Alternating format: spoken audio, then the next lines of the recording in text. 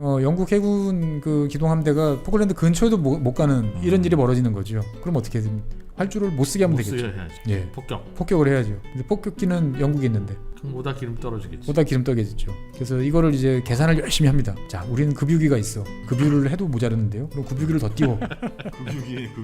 급유기에 급유기를 이제 띄우는 거죠. 뭐 보면은. 콩알만한 뭐 그렇게까지 콩알이라니요 지금. 최준영 박사의 지구본 연구소 아르헨티나 5부가 시작됐습니다. 네. 우리 법무부인 율촌의 최준영 박사님 어서 오십시오. 네, 안녕하세요. 네. 일단 오늘은 방송 시작하기 전에 좀 정정을 좀 드릴 게 있습니다. 지난 시간 방송 내용 중에 논란이 좀 일었던 부분이 있습니다. 뭐 준치, 네. 썩어도 준치가 한 2번 나오니까 우리 김프로님이 이제 아는 척 하셨죠. 준치라는 제주도 게 가서 준치를 내가 먹어봤다. 오징어도 아니고 한치도 아닌 준치가 예. 있더라. 그렇죠. 꽤 비싸던데 맛이 맛있더라. 엄청 좋더라. 그래서 우리는 좀 사기당한 거다. 준치는 청어과의 동물 그 어류다. 그렇죠. 가시가 많은. 예. 그래서 이제 좀 조심하시고 다니셔라. 이게 나이도 이제 제가 이렇게 자꾸 이제 속이는 사람 많아진다. 벌써 이러지 않냐. 아니 그분들이 80대였어. 그렇게 절대 말씀드렸죠. 그럴 분들이 아니야. 네, 그랬더니 저희가 알고 보니까 제주도에는 네. 제주도 준치가 있긴 있답니다. 그러니까 당연히 썩어도 준치의 그 준치랑 이제 다른 거고. 오징어하고 비슷한. 네, 오징어와 한치 진짜 중간 정도 되는. 그래서 아니 김영 해변인데 진짜로 그 어르신 두 분이서 그 이게 거의 내가 알겠어요. 네, 그래서 네, 솔직히 약간 도닥도닥 해드려 도와드리려고 산 거야. 근데 와이프하고 먹었는데 너무 맛있는 거야. 그래갖고 진짜 여보 내가 54세 내가 알았어. 썩어도 준치가 여기서 나온 거네. 합의를 맞다니까. 정정하고 있잖아요 저희가. 네, 그래서 물론 속담에 썩어도 준치는 그 준치는 아닙니다. 그거 어떻게 알아?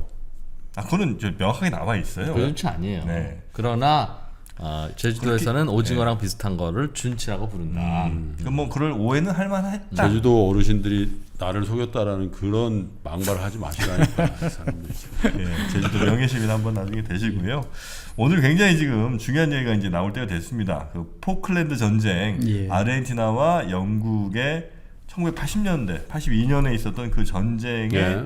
막 준비하던 과정, 그리고 왜 이 전쟁이 벌어졌는지를 이제 배경을 쭉 저희가 설명 들었고요. 오늘부터 이제 전쟁입니다. 그렇죠. 별다른 배경은 없었던 거야. 그렇지? 아르헨티나는 저 가까운 섬 이거 우리 그치. 건데. 아니 내부 폭동 이런 거를 내부로 주요하기 돌리기 그러려고 그런 거지. 예. 항상 그래서 공기가 그 나쁘면 당시에 그렇게 되는 아르헨티나는 이제 점령했다 이 뉴스가 나오니까 이제 그 동안에 이제 반목과 이런 게 다 있고 이제 미친 듯이 이제 국기를 휘날리면서 이제 아르헨티나 만만세를 외치는 거죠 이제. 아르헨티나 국민들은 그렇죠. 그 이벤트 한번 해보려고 이제 하는 거지. 그렇죠. 그래서 이 4월 5일날 이제 영국 해군들이 이제 일부러 대대적인 환송 행사를 치르고 이제 떠납니다. BBC를 영국 이제 함대가 기동 함대가 떠나는 거죠. 우리도 가서 포클랜드로. 싸우고 다시 되찾아오리라. 예, 되찾아오리라. 근데 이제 이게 일부러 막 어마어마한 함대가 가는 것처럼 이제 위장을 하기 위해서 일부러 더 방송을 막 열심히 하는 거죠. 영국 입장에서 보면은. BBC 같은 데서. 그렇죠. 예. 근데 이제 너무 급하게 출동하느라고 네. 바다에 나가 보니까 우리 무기고에게 왜 있어 싶은 무기들이 있는 거예요. 그러니까 소련 잠수함 잡으려고 갖고 있던 핵 폭내가 있어요. 이 바닷속에 분명히 소련 잠수함이 있는데 하나씩 맞추기 너무 어려워. 그러면 대충 이제 바닷속에다가 쉽게 말하면 핵폭탄을 떨구는 거죠. 수류탄 같은 개념이구나. 핵으로 떨어뜨리는 이제 폭내죠. 폭내. 물속에 떨어뜨리는. 그래서 핵폭내는 이제 지뢰 비슷한 거군요. 그렇죠. 폭내. 그러니까 밑에다가 이제 옛날 유보트 작전할 때 보면 이렇게 쭉 떨어뜨리잖아요. 그럼 밑에서 빵빵 터지면은 이제 근데 그거를 이제 핵이죠. 그래서 이거는 이제 터뜨리면 잠수함도 죽고 나도 죽는. 너도 죽고 나도 죽는. 위력이 너무 세니까. 와. 예. 근데 너 죽고 나 죽어서 슬픈 무기다. 그래서 너 죽고 나 죽는데 거기 안에 실려 있는 잠수함에 실려 있는 탄도 미사일이 이제 못 쓰게 되니까 결국은 남는 장사다. 이런 이제 무지막지한 무기인데 이걸 내려놓고 갔어야 되는데 대서양 한복판에서 발견을 한 거죠. 이거 왜 싣고 있지 우리가? 이거 격침되면 어떡하지? 더 어설프네. 그래서 어떻게 했어요? 그래서 일단은 이거를 이제 그 가장 보호를 많이 받을 제일 안전한 함정이 누굴까 생각을 해보니까 그래서 역시 항공모함이다. 그래서 다 항공모함에 끄집어 놓고 이제 싣고 갔던 거죠 보면. 네. 그래서 이제 그 영국 해군이 출동했던 걸 알고 나니까 그 아르헨티나도 이제 병력을 보강하는데 이 잠수함이 있을지 모른다고 생각을 하니까 이 배를 띄우기가 무서운 거예요. 영국 원자력 잠수함이 들어와 있을지도 모른다고 생각하니까. 그러니까 이제 공군 수송기를 동원해 가지고 이제 찔끔찔끔 계속 이제 날리기를 시작을 합니다 보면. 그래서 영국이 생각을 해보니까 계획을 짜보니까 작전 시간은 90일, 탈환에는 90일 정도 걸린다. 전체 아까 4,000명 정도가 이제 상륙을 시키면 사망률은 20%, 한 800명 정도는 전사할 거다. 그 다음에 해군도 역시 타격을 입을 텐데 항모 한 척을 포함해서 호위함 한 6척, 이 정도가 이제 발생할 가능성이 있다. 우리 군도 피해를 이 정도는 입을 거다. 이 정도는 입을 거다. 왜냐하면 전쟁을 내가 안 다치고 상대방을 뭐 두들겨 팰 수는 없으니까 네. 항상 이런 걸 따져 보거든요. 근데 이 정도 생각을 했는데 실제로 이제 전쟁이 끝나고 계산을 해보니까 4척이 격침당했죠. 호위함 4척이 격침당하고 상륙함 1척 뭐 이렇게 됐으니까 실제로는 비슷한 거였죠. 보면. 그래서 영국 해군이 제일 신경이 썼던 게 영국 아르헨티나 뭐 해군의 순양함 이런 건 하나도 무섭지가 않고 그 아르헨티나 해군 항공대하고 이제 공군이 가지고 있던 이제 그 슈페르 에탕따르라는 프랑스제 공격기 여기에 같이 세트로 붙어 있는 액조세 미사일 이 두 개가 이제 무서운 거죠. 그러니까 원래 옛날서부터 배는 항상 큰 놈이 장땡이었어요. 작은 배랑 큰 배랑 싸우면 볼 것도 없이 큰 배가 이겨요. 그건 왜요? 왜냐하면 큰 배는 더 큰 대포를 실을 수 있기 때문에 멀리서 더 멀리 쏠 수 있는 거죠. 우리가 뭐 150 육군에서 기준으로 보면은 뭐 105mm와 155mm는 하늘과 땅 차이듯이 8인치와 16인치는 뭐 어마어마한 차이니까. 근데 큰 대포를 실으려면 배가 커야 돼요. 네. 그게 당연한 상식이었는데 이게 20세기 초반에 한번 상식이 깨집니다. 이제 어뢰라는 게 등장을 하는 거죠. 어뢰는 이제 그 대포처럼 큰 데서 나가는 게 아니고 물속에 던져놓으면 지가 쭉 달려가는 거니까 큰 배나 작은 배나 똑같이 실을 수 있는 거죠. 거기다가 일반 대포로 쏘면은 한 포로 쏘면은 배 위를 맞춰가지고 격침을 시키려면 수십 발을 한참 맞아야 돼요. 근데 이 어뢰는 배 밑에를 수선화를 이제 때리는 거죠 보면은. 그 엄밀히 말하면은 배를 직접 맞춰도 이거는 물 많이 들어오는 것도 있지만 그거보다도 배 밑에서 딱 터져요. 그러면 여기서 물속에서 터지기 때문에 우리가 목욕탕에서 방귀 보신 분들은 아시겠지만 가스가 이렇게 나오잖아요. 그 순간 가스가 배를 이렇게 들어올립니다. 네, 워터제트라고 그래서 이 가스가 배를 번쩍 들어올렸다가 그럼 배가 이렇게 휘어지죠. 그다음에 그리고 다시 무게로 이렇게 내려갑니다. 그럼 배가 다시 반대로 이렇게 내려가요. 그래서 반 쪼개지고 뭐 이러는 거군요. 그렇죠. 그래서 어뢰 한 방을 맞으면 이제 그게 한 2번 정도 반복이 되는 거예요. 이렇게 올라갔다가 내려갔다가 이렇게 올라가면 이 배 허리라고 할 수 있는 용골이 밑에 쭉 있죠 보면 용골이 부러져요. 그럼 배가 그냥 반이 뚝 쪼개지면서 가는 거죠. 그러니까 어뢰 한 방 맞으면 뭐 웬만한 배들은 그냥 한 방이면 격침이 돼요. 물속으로 날아가는 미사일. 그렇죠. 근데 이제 이제 따지면 큰 배 하나보다 작은 배 2대가 오히려 더 낫겠네. 그렇죠. 그러니까 이제 가난하고 작은 나라들은 이제 그 당시에 이제 어뢰정을 많이 썼어요. 20세기 초반, 뭐 중반 이럴 때 맞기만 하면 되니까. 근데 문제는 이제 어뢰는 사정거리가 짧으니까. 또 가까이 가야 돼요. 상대방까지 이제 육박을 해야 되는 거죠. 역시 리치가. 예. 그러다가 이제 1967년에 이제 그 예전에 한번 이스라엘 때 말씀을 드렸던 것 같은데 이제 항공기 미사일이 대한 미사일이 등장하는 거죠. 조그만 배에다가 이번에는 이제 어뢰가 아닌 미사일을 싣고 쏘니까 미사일은 이제 초음속까지는 아니더라도 어마어마하게 빠른 속도니까 당시 배에 군함에 실려 있던 무기로는 저거를 어떻게 격파할 방법이 없던 거죠. 대포랑 비슷하네요. 그렇죠. 근데 이제 유도가 되고 그 다음에 대포 한 발에 들어있는 그 화약의 양보다 미사일에 있는 것들은 보통 뭐 적어도 180kg 탄두 무게가 뭐 무지막지한 놈은 한 500kg씩 되니까 미사일 쏠 수 있는 배. 예, 맞으면 그냥 격침해 이것도. 생각해보면 별거 아닌데 진작 그 미사일을 쏘지. 그게 그래서 이제 이스라엘의 에일라트라는 구축함이 이제 50톤도 안 되는 이집트 코마 고속정이 싣고 있던 스틱스 미사일에 맞아가지고 한 방에 격침 당하죠. 그러니까 이제는 큰 배라고 무조건 안심할 수 있는 상태는 아닌데 이 미사일을 배도 아니고 비행기에다 실어서 쏘면 배 입장에서 보면 상대방을 보지도 못하고 날라오는 미사일만 상대해야 되는. 근데 미사일을 미사일로 맞추는 거는 예나 지금이나 어렵고 쉽지 않은 어떤 그런 거죠. 그러다 보니까 영국 해군은 이제 계산을 합니다. 이 해군 항공대 그 아르헨티나 항공기가 날라올 수 있는 사정거리 기지로부터 컴퍼스로 거보면 대충 나오죠 이제. 그러면 여기서부터 미사일을 쏘면은 어디까지 날라올 수 있나. 얘네도 돌아가야 되니까. 근데 포클랜드 이 위치가 절묘했던 거예요. 아르헨티나 공군기나 해군기가 날라오면 아슬아슬하게 잠깐 싸우고 돌아가야 되는. 아르헨티나 본토에서 날아오면 본토에서 날아오면 연료 때문에. 그렇죠. 연료 때문에 중간에 공중급유를 한번 받아도 네. 되게 아슬아슬한 거리인 거리가. 거죠. 예. 그래서 영국 해군은 그 거리를 밖에 이제 지는 있습니다. 치고 보면. 있고. 예. 그래서 되도록이면 그 근처에는 잘 안 가려고 이제 생각을 했던 거죠. 이제 보면은. 오늘 방송은 국방 TV 같은데 납품을 좀 해야 되겠다. 너무 밀리터리야. 그래서 어쨌거나 아르헨티나도 이제 나름대로 창을 가지고 있었죠. 근데 창을 가지고 있는데 문제는 양쪽 다 도대체 어떻게 찾지? 서로를. 예, 서로를 어떻게 찾지? 이제 이 문제가 쉽지 않았던 거죠. 보면은. 그래서 아르헨티나 같은 경우는 생각을 해보니까 자기들 초계기가 이제 단알가 빠진 뭐 넵튠, 뭐 트래커 이런 건 몇 대 있는데 이거 띄었다가 돌아올 수 있을까? 뭐 이 정도 될 이제 고물들이었던 거죠. 보면은. 그래서 생각도 못해서 이제 보잉 707 여객기를 동원합니다. 아르헨티나? 네. 보잉 707. 네, 더 707. 멀리 날아가요 그건? 아니요, 이거는 이제 그렇죠. 여객기니까 멀리 날아가고 네. 그다음에 이제 그 기상 레이더라고 그러죠. 그 여객기에도 레이더가 있어요. 앞쪽에 이제 그 기상 상태나 이런 것들을 이제 점검할 수 있는. 근데 뭐 이렇게 보면 하늘을 보지만 약간 밑으로 내려서 보면은 바다를 훑는 거니까 충분히 큰 뭐 항공모함이라는 것들은 충분히 찾아낼 수 있는 거죠. 그래서 이걸 가지고 이제 대서양을 훑습니다. 보면은.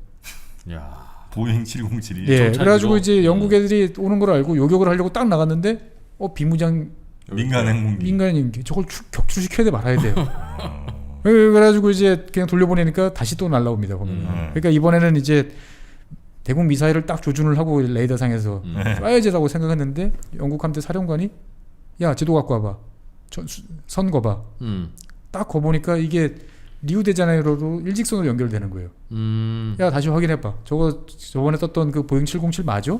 브라질 거 아니야 이거 이렇게. 그렇죠. 브라질 항공사의 DC-10 여객기였던 잘못 거죠. 쏜 잘못 거야. 썼다가는 이제 완전히 그럼 그 가끔 이제 그 한 두 차례 있었죠. 여객기를 잘못 격추시켜가지고 난리가 난. 만약에 영국군이 그거 쏴가지고 격추시켰으면 영국이 게임 적겠다. 끝이지, 게임 영국 해군 그냥 거기서 돌아봐야 돼요. 다시 게임 이제 끝이지. 그냥. 민간. 예, 민간 항공기 200명 격추시켜서 죽었다 200 이거. 몇십 명 사망시켰으니 뭐 이런 거니까. 브라질 또 화나면 무섭지 거기. 예? 그러면 이제 브라질, 아르헨티나 연합군이 만들어지면 그렇지. 골치 아픈 거죠. 그래가지고 이제 영국이 고민을 하다가 스위스 대사관을 통해 가지고 아르헨티나한테 경고를 합니다. 한 번 더 날라오면 우리 격추시킨다. 민항기. 예, 민항기라도 이제는 경고를 하니까 이제 물러서는 거죠. 그래서 대충 알았어요. 영국 해군이 어디쯤 왔다는, 어디쯤 어느 정도 오고 있다는 걸 알았고. 이 와중에 영국은 고민을 해보니까 제일 신경이 쓰이는 게 그 포클랜드 제도에 있는 활주로가 제일 신경이 쓰이는 거예요. 여기에 만약에 아르헨티나 친구들이 이제 전투기를 배치를 시켜놓으면 여기까지 날라온다. 바로 코앞이니까 영국 해군 그 기동함대가 포클랜드 근처에도 못 가는 이런 일이 벌어지는 거죠. 그럼 어떻게 되면 활주로를 못 쓰게 하면 못 되겠죠. 쓰게 해야지. 예, 폭격을 해야죠. 근데 폭격기는 영국에 있는데 그러면 8,000마일이면 만 몇천 킬로를 그럼 오다 기름 떨어지겠지. 오다 기름 떠게지죠. 그래서 이거를 이제 계산을 열심히 합니다. 자, 우리는 급유기가 있어. 급유를 하면 돼. 근데 급유를 해도 모자르는데요. 그럼 급유기를 더 띄워. 그럼 되긴 하는데 그럼 급유기에 기름이 급유기에 기름은 떨어지는데요. 누가 넣어줘? 그러면 또 급유기를 더 띄워. 급유기를. 급유기에 급유기를 이제 띄우는 거죠. 뭐 보면은. 콩알만한 뭐 그렇게까지 콩알이라니요 지금. 뭘 그렇게까지 해. 예? 자기네 나라 딴 거 아닌 것 같은데 대충 하지. 급유기도 급유를 받아야 날라오니까. 그렇죠. 그게 또 급유를 해야 되고. 예. 그래가지고 이제 그 영국 본토에서부터 날라오려면 너무 무리니까 중간에 이제 어센션이라는 섬이 있어요. 영국하고 포클랜드 사이에 휴게소 같은 이제 섬이 하나 있는데. 그래서 섬이 필요하구나. 예. 그래서 이 섬이 이제 옛날 나폴레옹 때 이제 잠깐 써먹다가 이제 잊혀진 섬이었다가 이제 2차 세계대전 때 미국 친구들이 영국 애들한테 여기 공항 만들면 좋을 것 같은데 라고 해서 영국이 그러세요 라고 해가지고 미국이 이제 공항을 이제 활주로를 건설하고 네. 미군이 쓰고 있었던 거죠. 근데 소유권은 이제 영국 땅이니까 자기 땅이니까 네. 여기서부터 이제 가면은 포클랜드까지 6,400km예요. 6천.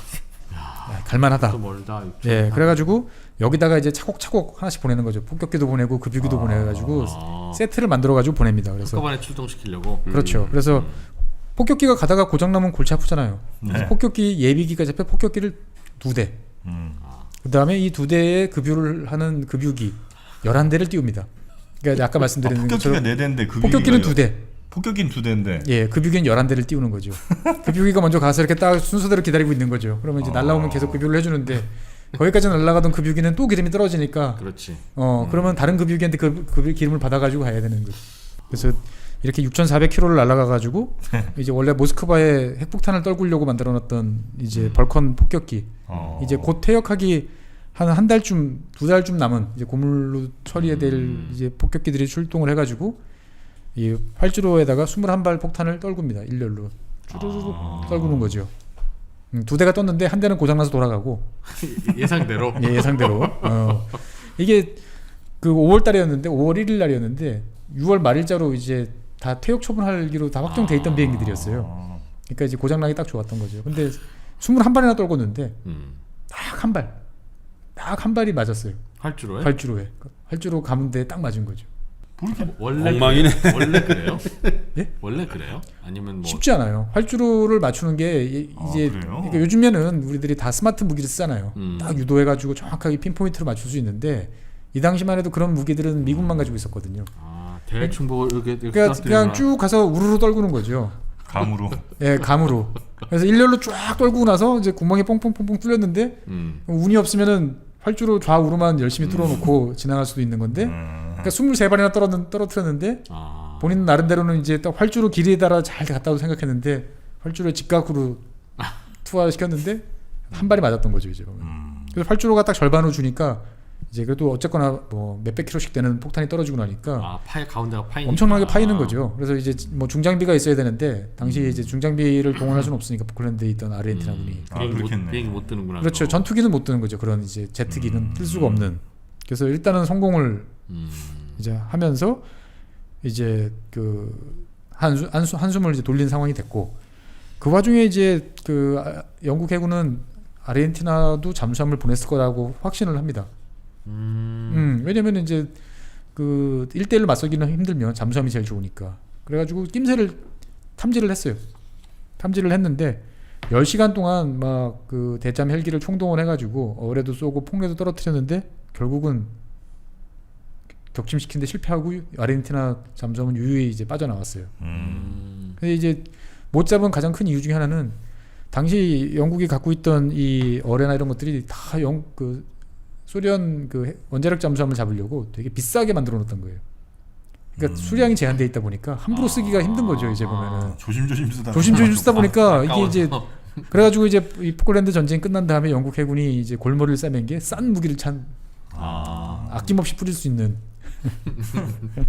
이게 저는 완전 원사이드 게임인 줄 알았어요. 영국이 완전 그냥 그렇지 않습니다. 이게 그렇지가 않네요. 보니까. 아르헨티나 영국 이긴 것도 신기했는데 나는. 아르헨티나 공군 먼 나라에서 아르헨티나 공군기와 해군기들은 정말 용감하게 싸웠습니다.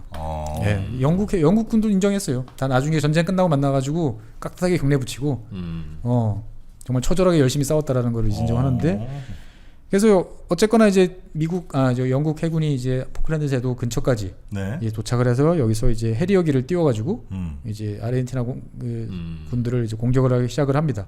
이때 이제 당연히 아르헨티나기도 이제 전투기를 보내가지고 공중전이 벌어지는데 이 해리어기는 수직으로 이착륙할 수 있는 장점이 있지만 속도가 느려요. 초음속이 아니에요. 수직 이착륙 하나 하려고 많은 걸 포기한 거죠. 보면은. 예, 많은 걸 포기했어요. 그러니까 원래 해리어기가 만들어진 가장 큰 이유는 전쟁이 났을 때 소련이 미사일과 막 어마어마한 그 화력을 쏟아 부으면 영국 본토에 있는 활주들은 이제 반나절 만에 초토화 된다. 그럼 반격할 수단이 없으면 어떻게 해야 되냐? 그러면 여기저기 해리어기를 숨겨놓으면 된다. 그러면 고속도로에서도 뜨고 동네 뒷길에서 뜨고 이런 컨셉으로 만들어놨던 거예요.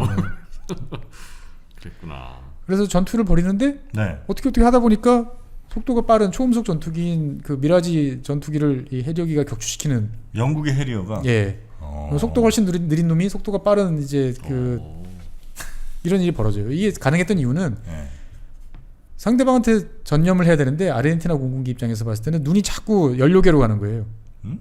연료계로. 왜요? 포클랜드까지 날라는 왔는데 여기서 내가 싸울 수 있는 시간이 이제 한 3, 4분에서 5분 내외인 거예요. 돌아가야 되는 거예요, 보면은.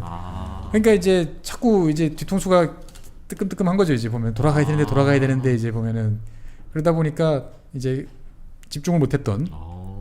예. 그러니까 아르헨티나 해군도 이제 드디어 그러면 우리도 한번 해 보자라고 해서 미드웨이 전쟁을 한번 치러보고 싶었던 거죠. 미드웨이 해전 같이. 우리도 항공모함을 띄워서 항모 대 항모로 한번 싸워보자. 그래서 이걸 이제 함대 항공전이라고 그러는데 분명히 해군끼리 싸우는데 배는 서로 못 봐요. 응? 비행기만 왔다 갔다 하면서 이제 멀리 떨어져서 싸우는 거를 이제 함대 항공전이라고 하는데 본토에서 날라오면 기름 떨어지니까. 그렇죠. 그러니까 항공모함. 예, 항공모함이 서로 비행기를 띄우면 항공모함 서로 가서 상대방 항모를 공격하는데 움직이는 섬이니까. 정작 그 항모를 비롯한 이 배들은 상대방 군함을 구경도 못하는 거죠 보면은. 그래서 출격 시키려고 했는데 네. 이 아르헨티나 항공모함에 실려 있던 이 비행기들을 띄울 수가 없는 거예요. 왜? 또 왜? 이 캐터펄트가 힘이 약한 거예요. 밀어주지를 못하는 예, 거예요? 힘이 약한 데다가 예. 하필 바람이 안 불어. 바람이 좀 불어줘야 되는 예, 거죠? 그래서 무슨 미국 여원이에요? 비행기. 지금도 미국 항모도 항상 그 바람을 쫓아서 이리저리 다닙니다. 바람이 마음에 안 들면 바람을 비행기 맞바람을 못 맞아야 돼요. 그렇죠. 맞바람 맞아야 맞바람을 되는 거죠? 맞아서 바람이 예, 이제 이렇게 뜨죠. 끊임없이 이렇게 뜨면서 아. 그 뜨기가 훨씬 쉬워요. 맞바람이 불면은. 확실히 그래서 공군이랑 얘기하니까 좀 편하시죠? 예. 예, 여기 육군 뭐 이렇게는 좀 아마 대하기가 쉽지 않으시죠? 그래서 이 A4라고 이제 하지만 예 스카이워크기를 만들려고 그랬는데 띄우려고 그랬는데 어쨌거나 띄울 수가 없는 거죠. 그래서 이제 이당 딱 한 번 시도하고 포기. 버린다 그냥. 예. 아르헨티나 해군은 사실 이제 한 번 트라이 해보고 이제 무서워서 안 되겠습니다. 그러고 이제 꼬리를 내립니다. 뭐야 항공모함. 항공모함 있어도 모르겠 이게 근데 실전 경험이 한 번도 없어서 좀 그런 거예요. 그렇죠. 왜냐면 이제 동네 이제 그 저기 뭐야 이렇게 자기들 위세를 세우는 용으로 이제 주로 활용했던 거다 보니까 이제 이런 관리가 잘 안 됐던 정말 거죠. 쓸 일이 있을 줄은 정말 몰랐습니다. 그렇죠.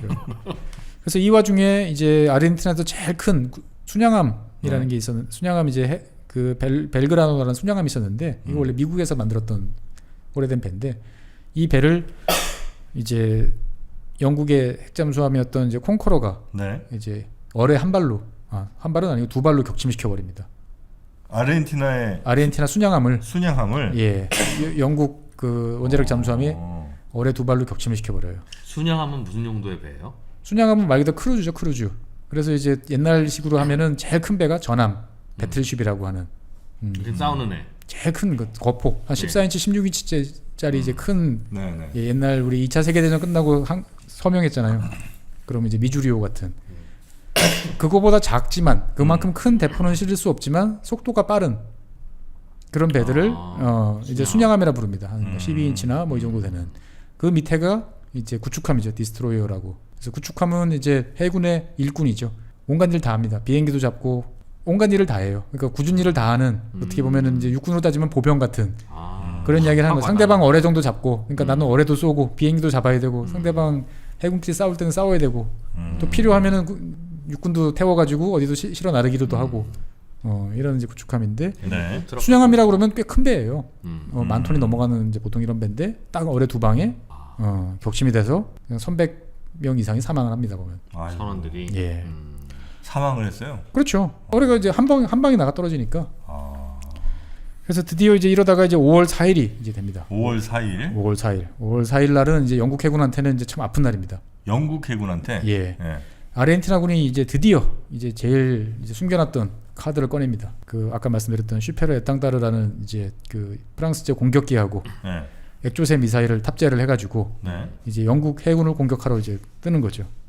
본토에서. 그렇죠. 본토에서부터 그럼 기름 달랑달랑. 달랑달랑한 상태에서 이제 뜨는 거죠. 근데 혼자 뜨면은 상대방을 찾을 수가 없기 때문에 미리 이제 초계기도 띄웁니다. 어디 있는지 알려고. 그렇죠. 이 초계기는 이제 하도 고물이라 가지고 이게 과연 잘 갈 수 있을지 없을지 모르겠으나 네. 일단 떴는데 다행히 영국 해군을 찾아냅니다. 발견해요. 예. 발견을 하는데 영국 해군은 이제 분명히 날아올 거라 생각을 해가지고 이거를 이제 미리 맞서야 되잖아요. 근데 미국 같으면 여기에 이제 조기 경보기가 있어서 하늘에서 딱 보고 띄우는데 영국 해군은 없어요. 그러면 이제 방법은 하나밖에 없는 거죠. 레이더를 가진 배를 레이더 피켓함이라고 그러는데 저 멀리다 보내는 거예요. 네. 네가 먼저 알리고 음. 뭐 재수 없으면 니는 죽어라. 하늘이 널 보호하실 거야. 그렇죠. 그러니까 이제 죽기를 각오한 배를 지정을 해서 보내는 겁니다. 왜냐면 이제 그 배가 경보라도 울리고 가면 나머지 배들은 후퇴를 하던 안심할 수가 싸울 준비를 할 수 있으니까. 그래가지고 이제 셰필드, 글래스고, 코벤트리 이제 이 배들을 쭉 이제 깔아놓습니다 보면은. 앞에다. 예.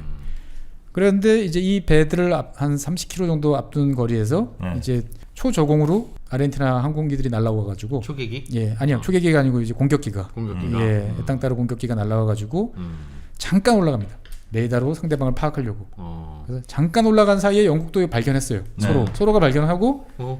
예. 그다음에 아르헨티나는 공군기는 여기다가 액조세 미사일을 발사를 하고 돌아갑니다. 네. 돌아가는데 이제 영국 해군은 미사일이 발사됐다는 거를 이제 알고 경보를 울리는데 문제는 영국 해군 내에서 이걸 안 믿어요. 오전서부터 하도 많은 경보가 울리다 보니까 허위 경보가 나다 보니까. 아이고야. 근데 어쨌거나 이제 뭐 날라온다고 확신을 한 배들은 이제 맞서 싸워야 되니까 미사일을 이제 발사를 하려고 시다트라고 이제 미사일 함대공 미사일을 이제 발사를 누르는데 발사가 안 돼요. 그건 예상했어요. 그렇죠. 예, 이게 이제 그 소금기가 껴가지고 뭐 무슨 이유든 간에. 예, 해군인데 소금 끼껴서 안 된다는 게 예. 말이 되나 이게. 그래서 이게 왼쪽이 나가고 오른쪽이 나가야 되는데 왼쪽에 있는 놈이 고장이면 오른쪽이라도 나가야 되는데 컴퓨터 프로그램이 두 발을 쏘면은 분명히 왼쪽이 발사된 걸 확인한 다음에 오른쪽을 쏜다 이렇게 돼 있어요. 동시에 나가서 지들끼리 부딪히지 그렇죠. 말라고 했구나. 그러다 보니까 이게 발사할 수가 없는 거예요 보면은. 네. 예. 거기다가 레이더가 그 액조세 미사일은 다른 그 미사일보다도 더 낮게 날라요. 그러니까 뭐 한 8피트? 그러니까 한 2.5m?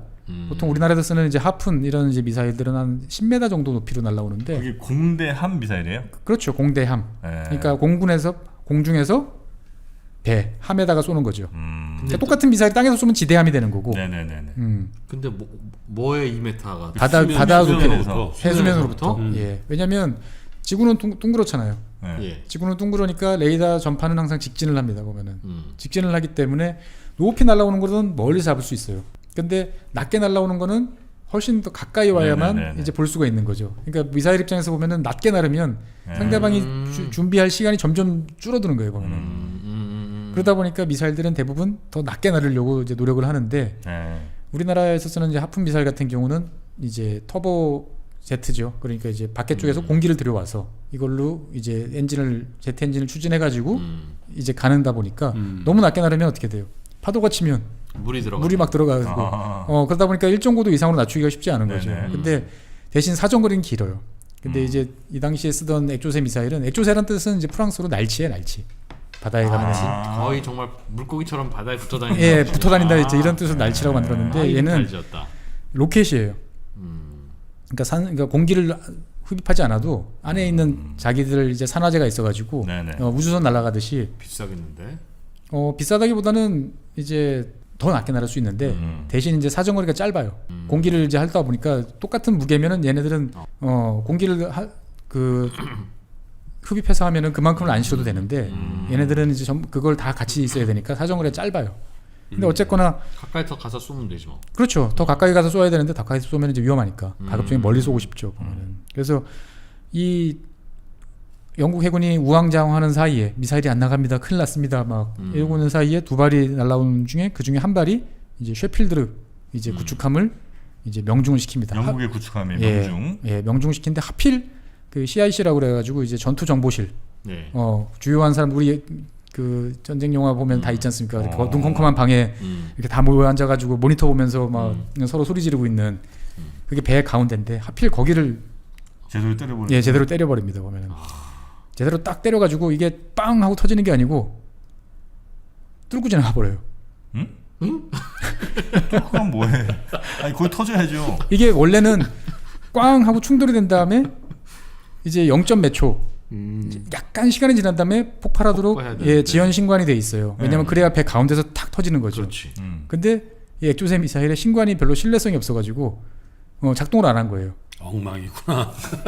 그래가지고 대폭을 맞았는데 건물에 그냥 딱 대폭을 그럼 그 철퇴 맞은 거네. 철퇴 맞은 그러니까 제가 말씀 잘못드렸는데 뚫고 가진 않고 그냥 배 가운데 퍽 떨어진 거죠 이제 보면은. 박힌 거예요? 철퇴하죠, 철퇴. 그렇죠. 여기는 구멍이 나고 배 가운데 이게 이제 덩그러니 이제 미사일이 이제 찌그러져가지고 들어온 거죠 이제. 큰 화살이네 그러면. 그러니까 그렇죠. 그러니까 말 그대로 이제 그 위치에 폭발은 안 하고. 속도 에너지로 이제 운동 에너지로 밀어붙인 거죠 이제 보면은. 근데 문제가 어디서 생겼냐면은 이 로켓이잖아요 로켓. 네. 이 안에 있던 연료들이 아직 그대로 많이 남아있던 거예요. 그래서 얘네들이 맹렬하게 불이 타기 시작을 합니다. 정작 앞에 있던 탄두는 멀쩡히 있는데 뒤에 엔진이 막 불타오르기 시작을 해요 보면 이 로켓 엔진이. 그래가지고 던진 거구나. 그러다가 하필 이제 그 전투 정보실이나 주요한 사람들이 있는 곳이 이제 타격을 입다 보니까 네. 이게 이제 어떻게 수습을 못하고 결국은 며칠 동안 이제 불이 타버렸구나. 불타고 있다가 이제 5월 4일인데 이제 5월 10일 날 결국 이제 격침이 되는 거죠. 이제 보면은 불이 계속 타다 계속. 물이 계속 들어오니까. 아 그래요? 네, 물 이제 구멍이 이만큼 뚫렸으니까. 한 그난 6, 7일을 그냥 버틴 거예요 그래도? 그렇죠. 옆에서 이제 불도 꺼보고 이거 예인도 해보려고 했는데 네, 불도 나고 물도 들어오고. 그렇죠. 그래가지고 이제 아르헨티나가 이제 이 포클랜드 전쟁 때 갖고 있던 액주세 미사일이 5발이에요. 네. 5발인데 이때 2발을 썼는데 이제 1발을 이제 쓴 거죠 보면은. 어. 그래서 5발을 쐈는데 결국 다 썼어요. 전쟁 끝날 때까지 5발을 썼는데 이제 2척을 격침시키고 이제 한 척을 대파시켰으니까 성공적이네. 명중률 60%죠 보면. 한 척이 대파됐다는 건 걔는 제대로 터진 모양이군요. 그렇죠. 이제 근데 격침은 안 되고 이제 겨우저희 살아나긴 했던 건데 이게 액조세 미사일이 이 포클랜드 전쟁을 통해 가지고 프랑스 최고의 무기로 이제 등극을 합니다. 특히 아이고, 이제 순간 터지도 않는 거고. 터지지도 않는데. 그렇죠. 이게 이제 그래서 액조세 미사일이 네. 그 제대로 그 포클랜드 전쟁 때 터진 적이 별로 없어요. 다 꽂히고. 한두는 안 터지는데 로켓 엔진이 터져가지고 엔진이 타고 올라가가지고 이제 배를 격침시키는 이제 이런 어쨌든 명중률은 높으니까 명중률은 이게- 높은 거죠. 아 그래서 예. 저 평가가 좋았군요. 그래서 그래서 이제 터졌는지 안 터졌는지 어떻게 알겠어? 지금도 이제 중남미 국가들은 다 액조세 미사일을 가지고 있어요. 아 그래요? 예. 그때 감동해서. 그때 감동해요. 우리나라 사실 우리나라한테 이 프랑스는 되게 감사한 거 중에 하나가 액조세 미사일이에요. 왜 우리나라는 또 왜? 1970년대 때 박정희 대통령이 미국한테 야 너희들 미사일 만들었다며 대한 미사일. 우리가 북한 애들 저 배들 때문에 골치 아파 죽겠으니까 미사일 좀 우리 몇 개 줘. 줘. 근데 이거를 미국이 안 줍니다. 일본 애들이 쟤네들 주면은 쟤네들 또 사고 쳐요. 막 이러면서 이제 꼰지른 거죠 이제. 아, 그래서 맨날 그래. 그래서 이제 그 우리가 원하는 건 안 주고 엄한 다른 미사일을 줍니다. 그러니까 이제 보니까 이거 어떻게 써? 그러니까 찾아보니까 막 프랑스가 액조세 미사일을 개발했는데 쓸만한 것 같아. 그래가지고 가서 이야기를 합니다. 야, 액조세 미사일 좀 팔아줘. 근데 이렇게 보니까 미국한테 이렇게 퇴짜 맞고 왔는데 팔아도 되나? 머뭇머뭇거리고 있습니다. 근데 그때 이제 절호의 한 수를 던지죠. 니들이 우리나라에 액조세 미사일 팔면 팔아주면 우리가 너희가 만든 에어버스 사줄게. 우리 대한항공 시켜가지고. 당시 에어버스는 이제 유럽에서 처음으로 이제 여객기를 등장시켰는데 못 믿는구나 사람들이. 어느 나라에도 안 팔려요. 그 자기네들 만든 나라만 사고 있었지. 단 한 번도 그 이외의 나라 수출한 적이 없었어요. 그 실적이 필요한 뜬다는 걸 입증해라. 예 제대로 안전하게 잘 돌아다니는 걸 입증해라 그러는데 한국이란 나라 사주겠다 그러니까 오케이. 임상 시험을 우리가 해줄게. 그래서 대한항공이 첫 번째로 그 에어버스 제작사가 아닌 나라 중에서 첫 번째로 에어버스 기를 도입한 국가예요. 나라가 회사가 된 거예요. 그래서 이 조중훈 회장님부터 해가지고 프랑스에서 레종드네르 훈장도 계속 받고. 그렇지, 계속. 예, 프랑스 지금도 가면 대한항공 관계자들이 좋은 대접을 받는 이유 중에 하나가 그때 안 팔아줬으면 어떻게 될지 몰라요. 에어버스. 예, 우리 프랑스에 많은 거네. 우리 떼제배도 우리가 사주지. 그렇죠. 않았어? 우리가 사줬죠 보면은. 아 그러네. 예. 아 그럼 A 뭐 330 뭐 이런 그 비행기들이 우리가 처음 사준 거예요? 에어버스 처음 나왔을 때. 처음 에어버스 예. 처음 나왔을 때. 그러니까 우리가 산다면서부터 이제 아시아의 다른 국가들이라든지 다른 데 쓸만하네, 괜찮은 것 같아, 가격도 저렴하고 네네네네. 팔아주기 시작했던 거죠. 그런데 보신탕 먹는다고 뭐라고 하고 말이야. 그럼 이제 모르는 사람. 그래서 어쨌거나 영국 해군 입장에서 봤을 때는 네. 이제 우리가 소련이 만든 미사일에 대해서 충분하게 대응할 수 있는 우리도 미사일 체계를 갖췄어라고 생각을 했는데 엉망이었구나. 엉망이라는 게 드러난 거죠. 그리고 이제 어떻게 보면 현대적으로 비행기가 쏜 미사일에 한 방에 맞아가지고 구축함이 격침당하는. 그것도 이게 그냥 일반 구축함도 아니고 방공 구축함이에요. 상대방이 날아오는 미사일을 탐지해서 격추시키라고 만들어놓은 구축함이 미사일 한 방 맞아가지고 격침되는 모습을 보면서 전 세계 해군이 이제 충격을 받는 거죠. 이제 보면 영국 해군한테는 아주 쓰라린 네. 이제 그런 날이 됐고요. 그리고 이제 이렇게 계속 힘든 날이 이어집니다. 이게 이제 5월 4일이었는데 며칠 있다가 5월 12일 날에는 이번에는 이제 이 애땅 따로 공격기가 아니고 이제 A4라고 하는 이제 스카이호크 이제 공군기가 날라옵니다. 지금 전쟁이 시작한 지 얼마 된 거예요? 4월에 5월 달에 시작했으니까 5월에 시작한 거예요? 예. 한 열흘 지났는데. 그렇죠. 지금 당시 BBC를 제외하고는 포클랜드 전쟁을 가장 밀도 있게 지금 묘사한 방송이에요 이게. 삼성 TV가. 네? 3프로 TV가 지금 며칠 거를 지금. 그러니까 어쨌거나 이제 날짜별로. 영국 해군은 그 사이사이에 계속 작전을 펼치고 있었는데 5월 10일쯤에 이번에는 또 이제 스카이호크 이제 공군기가 이제 날라오는데 여기는 이제 미사일은 없고 그냥 폭탄을 싣고 옵니다. 떨구는 폭탄을 싣고 오는 네. 거죠. 그러니까 정말 코앞까지 와. 옛날 2차 세계대전 생각하시면 되는 거죠. 비행기가 쭉 날아와가지고 폭탄은 그냥 중력으로 떨어뜨리는 거죠. 폭탄을 이제 그 낙이 날아오는 속도를 감안해가지고 떨어뜨리는 거죠. 이제. 그렇지. 예, 근데 이제 요즘에는 컴퓨터로 계산을 해줍니다. 이때 떨어뜨리면 맞출 수 있습니다. 보면은. 예. 근데 어쨌거나 아주 가까이까지 날아가야 되니까 상대방이 보일 만큼 가까이 날아가야 되니까 예, 힘든 거죠. 그래서 이때도 이제 영국 그 글래스고 이제 이 구축함이 미사일을 또 발사하려고 했는데 또 안 됩니다. 안 되는 이유 중에 하나는 뭐냐면은 가까이 날아오던 비행기가 한 대인 줄 알았는데 레이더가 한 대인 줄 알았는데 두 대로 탁 나눠진 거예요. 아, 숨어왔구나 뒤에서. 그렇죠. 예. 근데 사람들은 알고 있어요. 저 두 대가 날아오는 것 같아라고 하는데 이 바보 같은 컴퓨터는 한 대가 갑자기 두 대로 딱 되니까 격파. 그러니까 저기다가는 조준할 필요 없음. 아, 깨졌음. 깨졌음. 그래서 미사일이 안 나가는 거예요. 이제 보면은. 아르헨티나는 그거 알고 아니요, 그런 건 아니었고요. 보면은. 우연히 그렇게 했는데. 우연히 그렇게 했는데. 그래서 이 영국군이 자랑하던 미사일 중에 시다트라는 미사일은 사정거리가 길어가지고 멀리서 안전하게 때려 맞출 수 있다 생각했는데 이놈이 안 되는 거예요. 아, 그걸로 쏘려고 하고 있었는데. 예, 그러니까 옆에 있던 이제 다른 구축함이 갖고 있던 시울프 단거리 미사일을 쏴가지고 그래도 운이 좋아서 4대 중에 3대를 이제 어유. 예. 네, 날아오는 비행기를. 의기양양하게 이제 맞췄는데 다시 또 좀 있다가 4대가 또 날라옵니다. 또 4대가 날라오는데 폭탄을 떨궜는데 바다에 한번 튕겨서 옆구리를 강탈을 하는 거죠. 물수제비를 떴다고요? 그렇죠. 그 원래 물수제비 띄워요. 폭탄을. 예, 왜냐면 위에서 떨궈서 맞추려고 그러니까 힘든 거예요. 이게 잘 안 맞아요. 요만하게 있는 요 연필 같은 놈을 그렇지. 위에서 떨어뜨려서 맞추기 쉽지 않은 거잖아요. 그러면 그나마 높이는 게 배가 이렇게 있으면 이쪽 방향에서 이렇게 그렇지. 가다가 세게 날아가다가 그렇지. 딱 떨어뜨리면 이놈이 물 위에서 통통통 튀어가지고 그래. 맞으면 원래 훨씬 그림 맞다. 공략은 그렇게 하는 거야. 예, 그래서 띄워서 딱 던졌는데 배 옆구리를 강탈을 해서 뚫고 들어갔는데 안 터져요. 또 안 터지고 반대편을 뚫고 바다로 떨어져 버립니다. 구멍을 냈구나. 구멍을 내버린 거. 자관 투포 아니야 뭐 계속. 예, 그러니까 터져. 이게 폭탄을 예. 우리는 생각해서 딱 맞으면 당연히 터져야 생각하지만 예전에 우리 연평도에서도 이제 그 북한 애들이 이제 로켓 쐈잖아요. 네. 절반 이상이 안 터졌어요?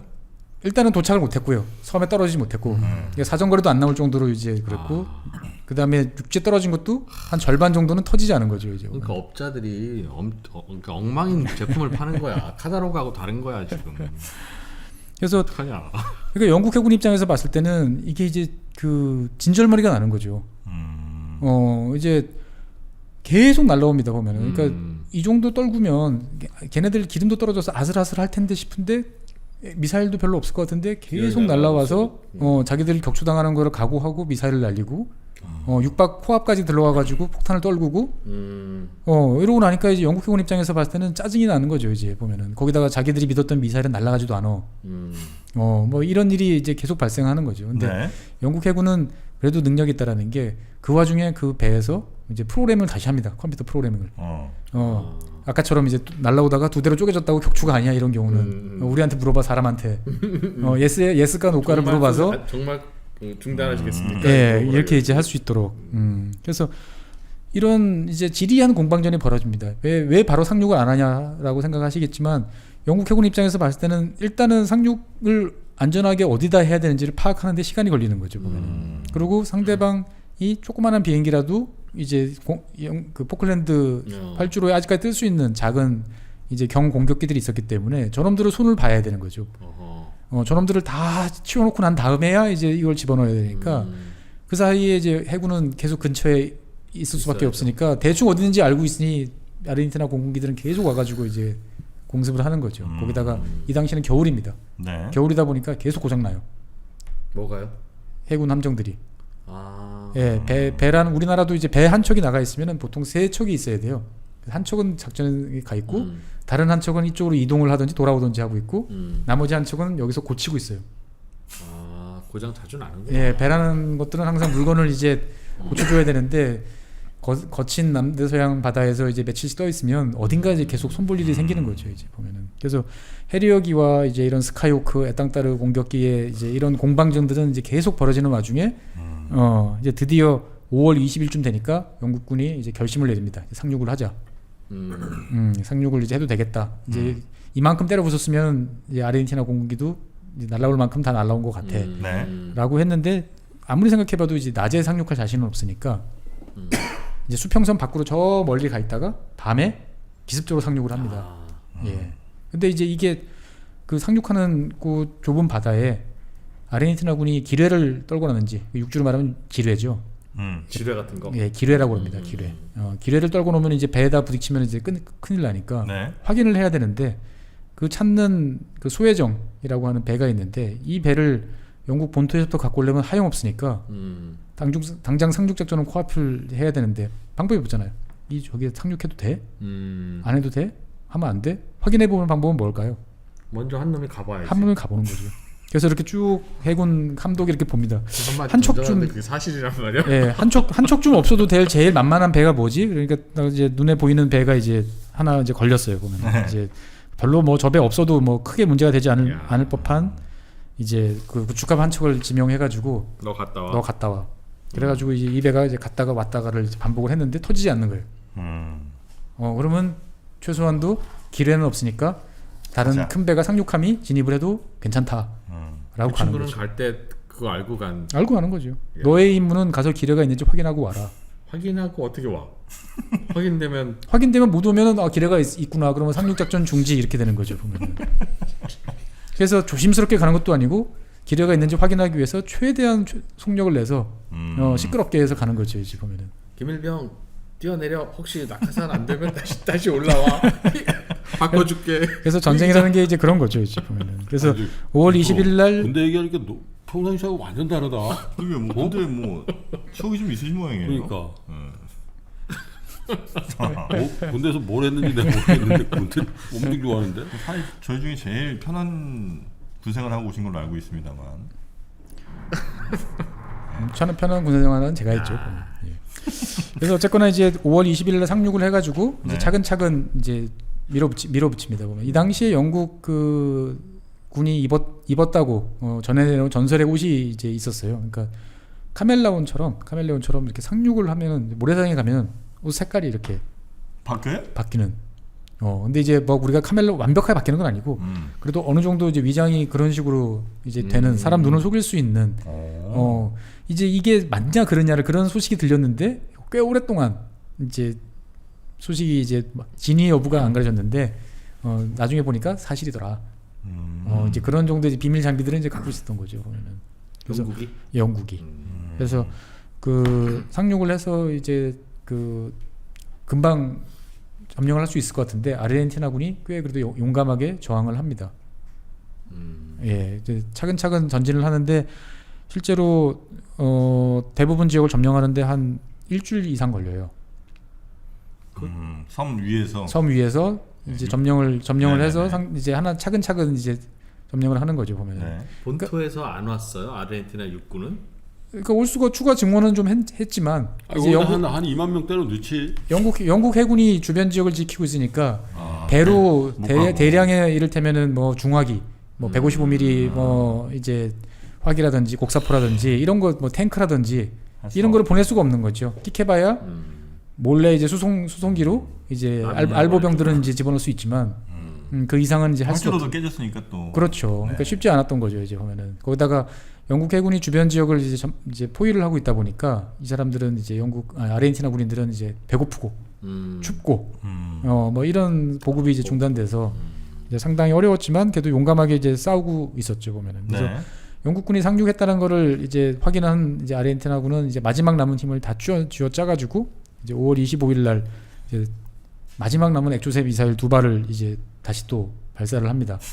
그 미사일. 예, 그 미사일을 발사를 했는데 한 발이 이제 항공기, 그러니까 헬기를 이제 실어 나르려고 했더니 이제 항모가 부족하니까 그 컨테이너 운반선에다가 헬기를 이제 채워놓고 있었는데 아르헨티나가요?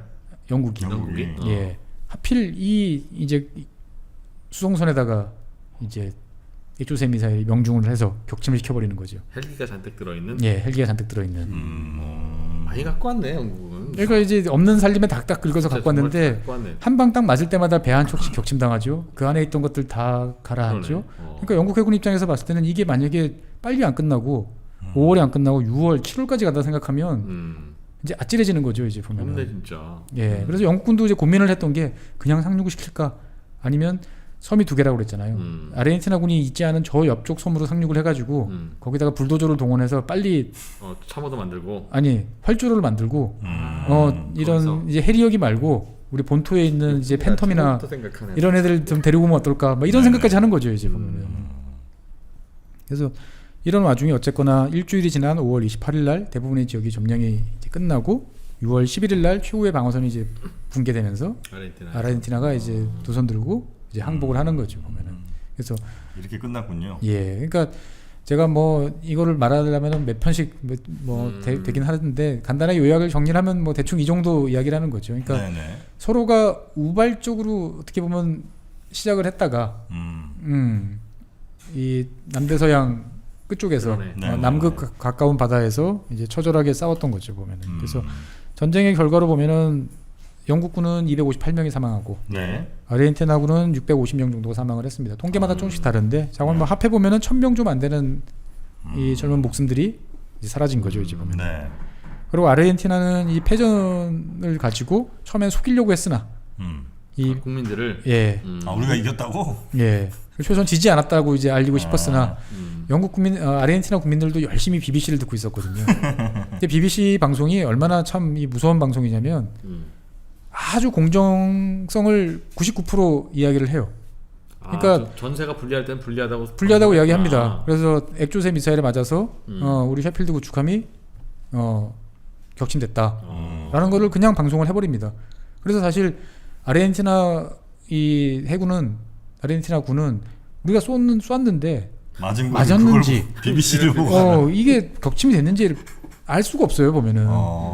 왜냐면은 그 먼 데까지 전과를 확인한다는 건 또 누군가 또 가서 그 위험한 짓을 해야 되는데 할 여력이 없었던 거죠 이제 보면. 헤드업을 안 했구나. 근데 맞았대. 우리 이거 잘 맞네. 그러고 나중에 영국도 생각해 보니까 이러면 상대방한테 알려주는 거네 싶어서 BBC에도 요청을 합니다 보면은. 우리가 불리한 건 이야기도 되는데 그렇게 구체적으로는 하지 말아주세요.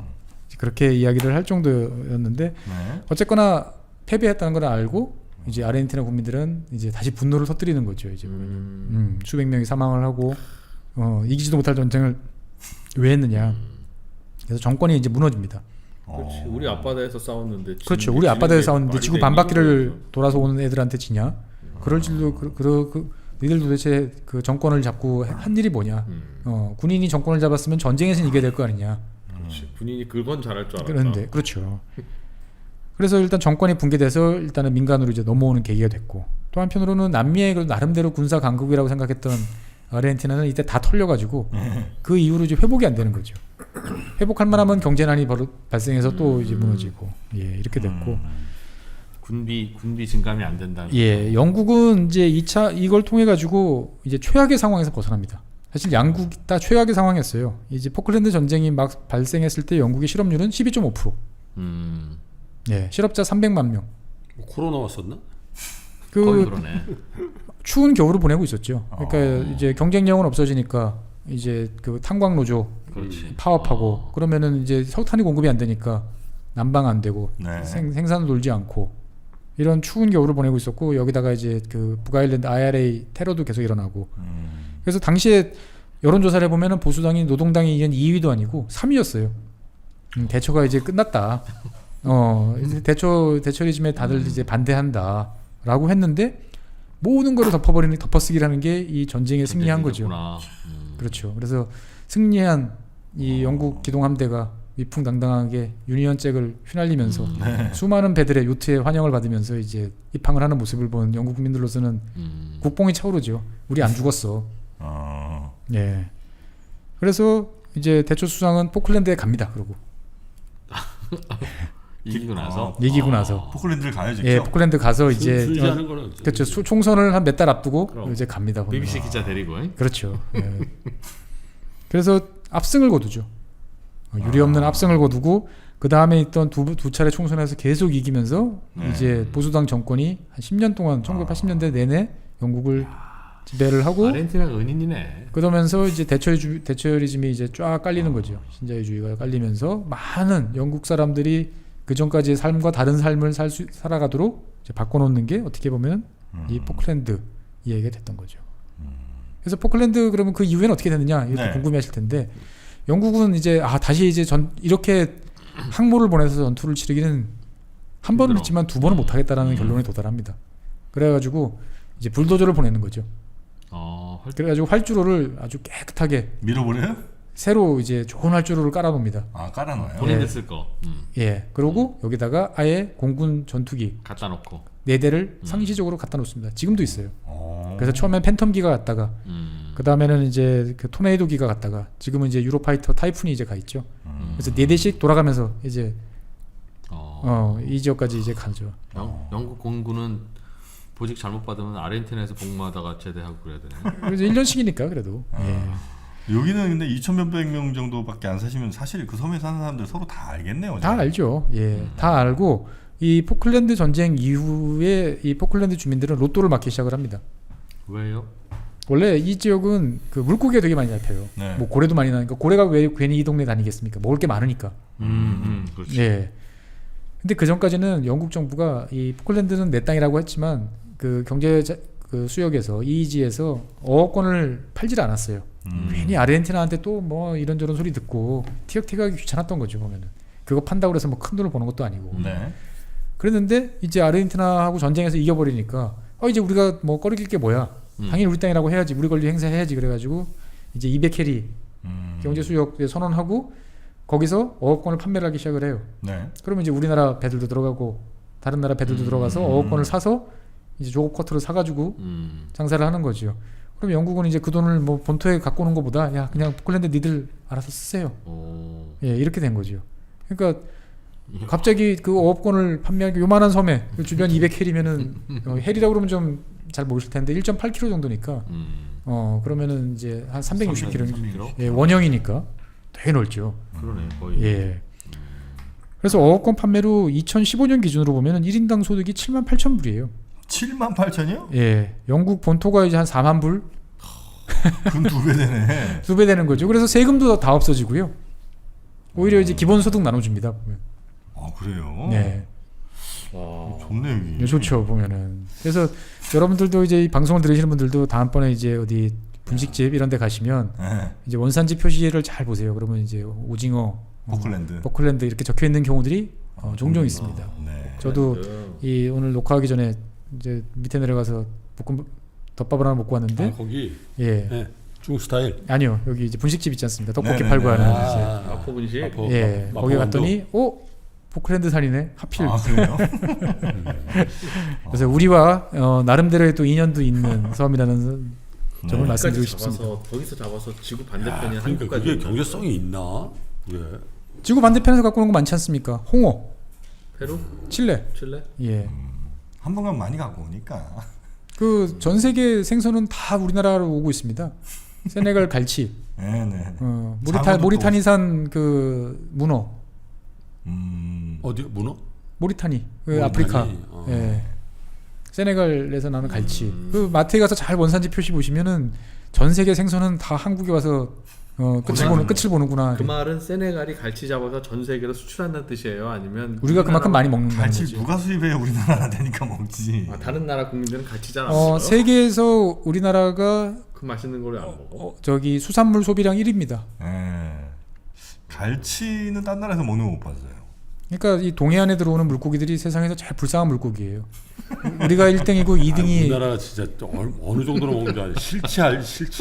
네. 실치? 네. 실치 알지? 알죠.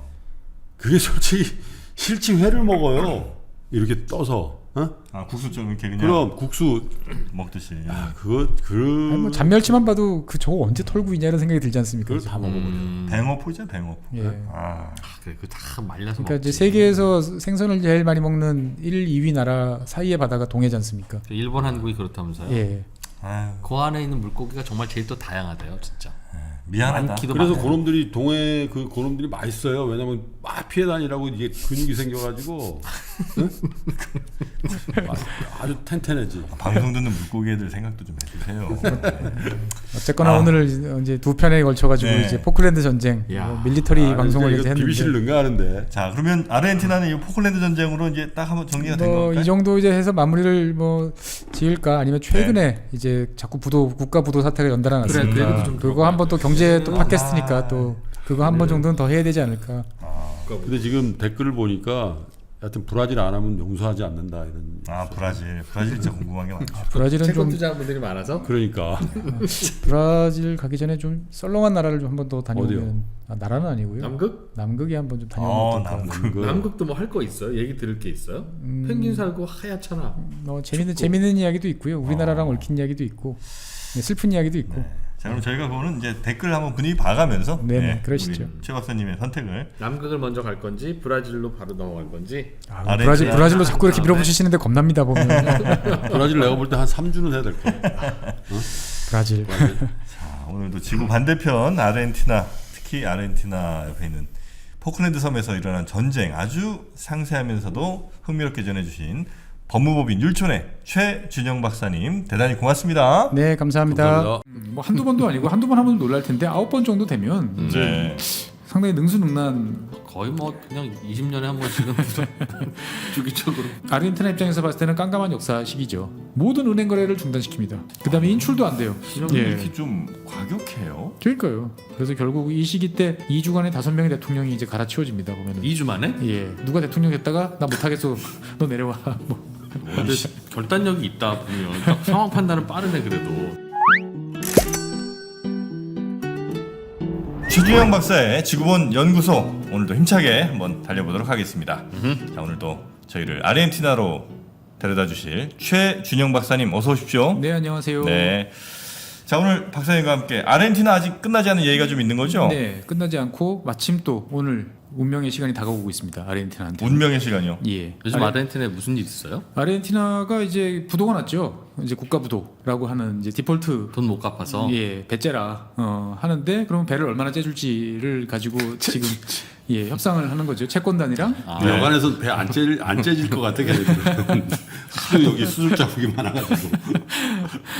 그래서 오늘 마침 이제 그 금요일, 네. 금요일자로 채권단하고 아르헨티나 정부가 이제 그 부채를 만나가지고 오늘 협상 시한이에요.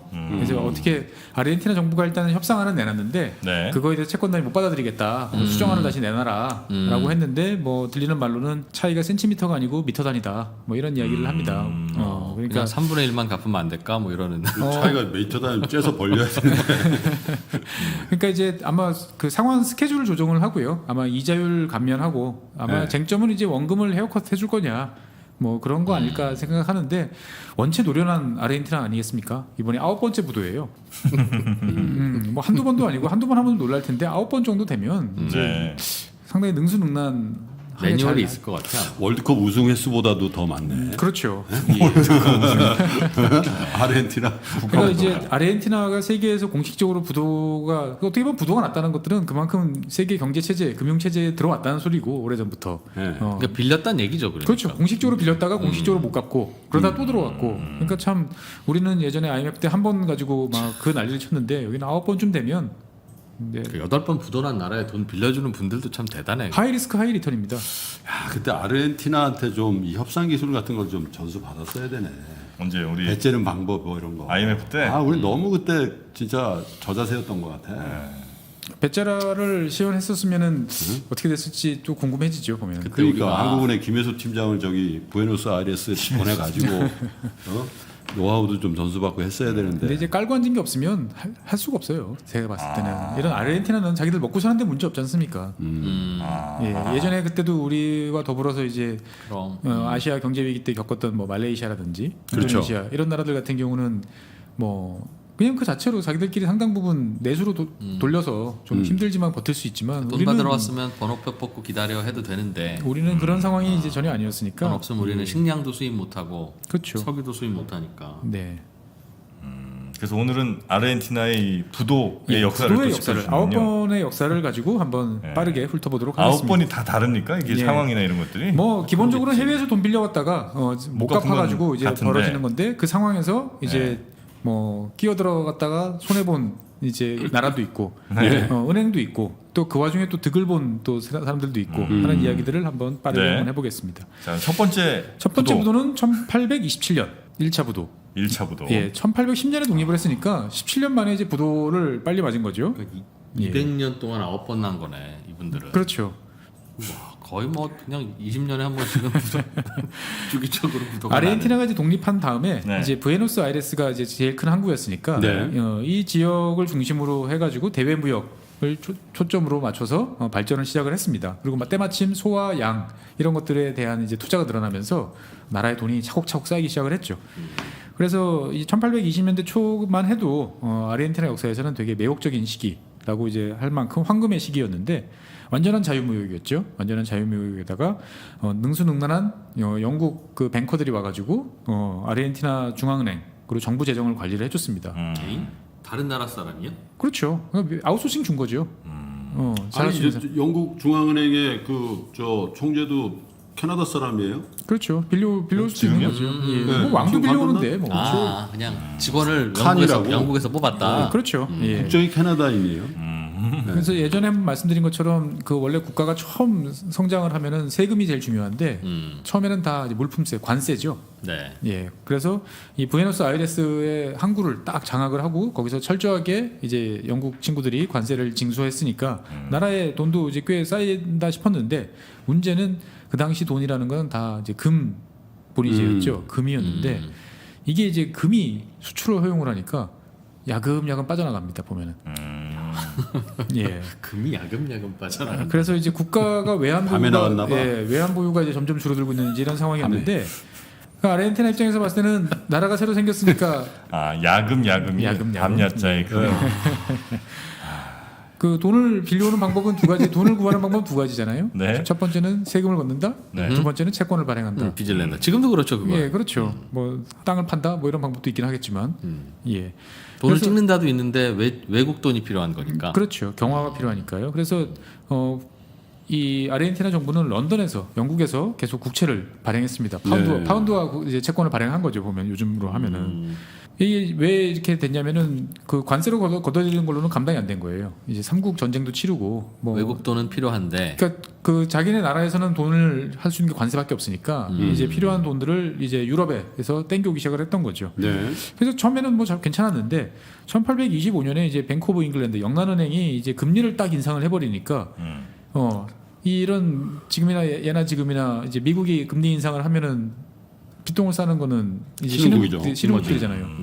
그러니까 전혀 이제 아르헨티나 국채도 누구도 신경을 쓰지 않는 거죠. 영국 채권만 가지고 있어 국채만 갖고 있어도 잘 돈을 벌 수 있으니까. 채권 발행이 안 되는구나. 그렇죠. 발행도 안 되고 차환도 차환도 안 안 되고. 예, 거다가 이제 페소 가치가 또 급격히 당연히 떨어지겠죠. 보면은. 그렇겠지. 그래서 1827년에 결국은 첫 번째 부도를 냅니다. 그래서 이때 부도를 많이 하는데 30년이 걸려요. 이게 결국 다 갚긴 갚았어요. 다 갚았어요 이때는. 예. 원래 처음에는 갚는다. 그래도 그리고 처음이니까 다 갚았어. 그리고 이제 이 19세기 때만 해도 옛날 베네수엘라 때 한번 말씀드렸는데 네. 이 포함외교예요. 그러니까 돈 못 갚으면 대포 들고 가는군요. 대포 들고 가는 거예요. 보면 가서 막 포격을 퍼붓습니다. 보면은 그러니까 이제 갚아야 돼요. 네. 어쨌거나 그래서 이제 갚아가지고 이제 한숨을 돌리나 싶었는데 항상 이렇게 위기를 극복하고 나면은 그 다음에는 또 화랑이 찾아오죠. 사이클상. 그래서 19세기 후반쯤 되니까 이 부에노스아이레스가 본격적으로 아르헨티나의 수도로서 면모를 갖추기 시작을 합니다. 지금의 이제 남미의 파리라는 모습을 갖추기 시작했던 시기가 이 지역이 시기였고요. 그 다음에 이제 그 지난 시간에 말씀드렸던 철도 부설도 많이 이루어지는데 네. 예나 지금이나 철도는 돈 많이 들잖아요. 그렇죠. 그럼 돈 어디서 구해올까요? 또 영국에서 구해옵니다. 이번에는 직접 국채를 발행한다기보다는 중간에 영국 은행이 하나 개입을 했어요. 그 이름도 유명한 베어링. 예, 그 직원 하나가 이제 추억의 배열이. 예, 링리슨이라고. 그렇죠. 이건 뭐 김프로님이 여러 차례 이 친구와 함께 프로에서 설명을 해주셨죠 보면은. 예, 그래서 이 베어링 은행이 전국의 철도 및 SOC 사업에 대한 직접 투자도 하고 자금 주선도 해주고 뭐 이런 식으로 역할을 하면서 돈을 꽤 짭짤하게 이제 벌어가고 있었어요.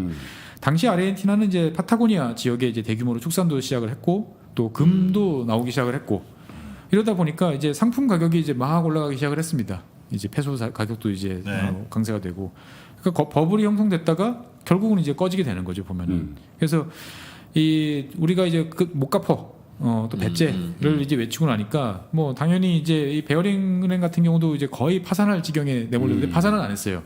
파산할 지경까지 내몰리고 당시에 이제 대통령이었던 미겔 후아레스 첼만 대통령이 책임을 지고 이제 사임을 하게 됩니다. 네. 예. 그래서 근데 이번에는 30년이 안 걸리고요. 4년밖에 안 걸렸어요. 아 갔는데. 예. 그러니까 뭐냐면 이제 돈을 직접 갚았다기보다는 네. 순간적으로 이제 아르헨티나 국채가 이제 쓰레기가 됐다가 네. 생각해 보니까 얘네들이 또 갚을 수도 있을 것 같네 싶어가지고 저렴한 맛에 또 사는 친구들이 들어왔던 거죠. 그래서 한 4년 정도 만에 다시 영국 그 돈들이 들어오기 시작을 하면서 일단은 부도에서 벗어나는 거죠. 그래서 이 당시에 무슨 영국에서 이렇게 자꾸 하느냐 그러는데 19세기 말에 보면은 해저 케이블들이 벌써 대서양이나 깔리기 시작을 했죠. 1850년대 60년대쯤 되면 대서양을 가로질러서 영국에서부터 이제 뉴펀들랜드로 해가지고 미국까지 이제 해저 케이블이 깔리죠. 그러면 거기에 이제 이런 전화가 아니고 전신으로 모르스보라는 전신으로 가는데 이 전신 양 중에 상당 부분을 이런 증권 시세나 국채 시세 이런 정보들이 왔다 갔다 했었어요. 그래서 이 당시 19세기 말에 이미 글로벌한 어떤 그런 그 차액 거래라든지 국제 투자 이런 것들이 많이 이루어졌던 이제 그런 시기다 보니까 영국 국민들은 이런 데 투자를 했던 거죠. 네. 그래서 두 두 번째 번째. 부도를 냈고요.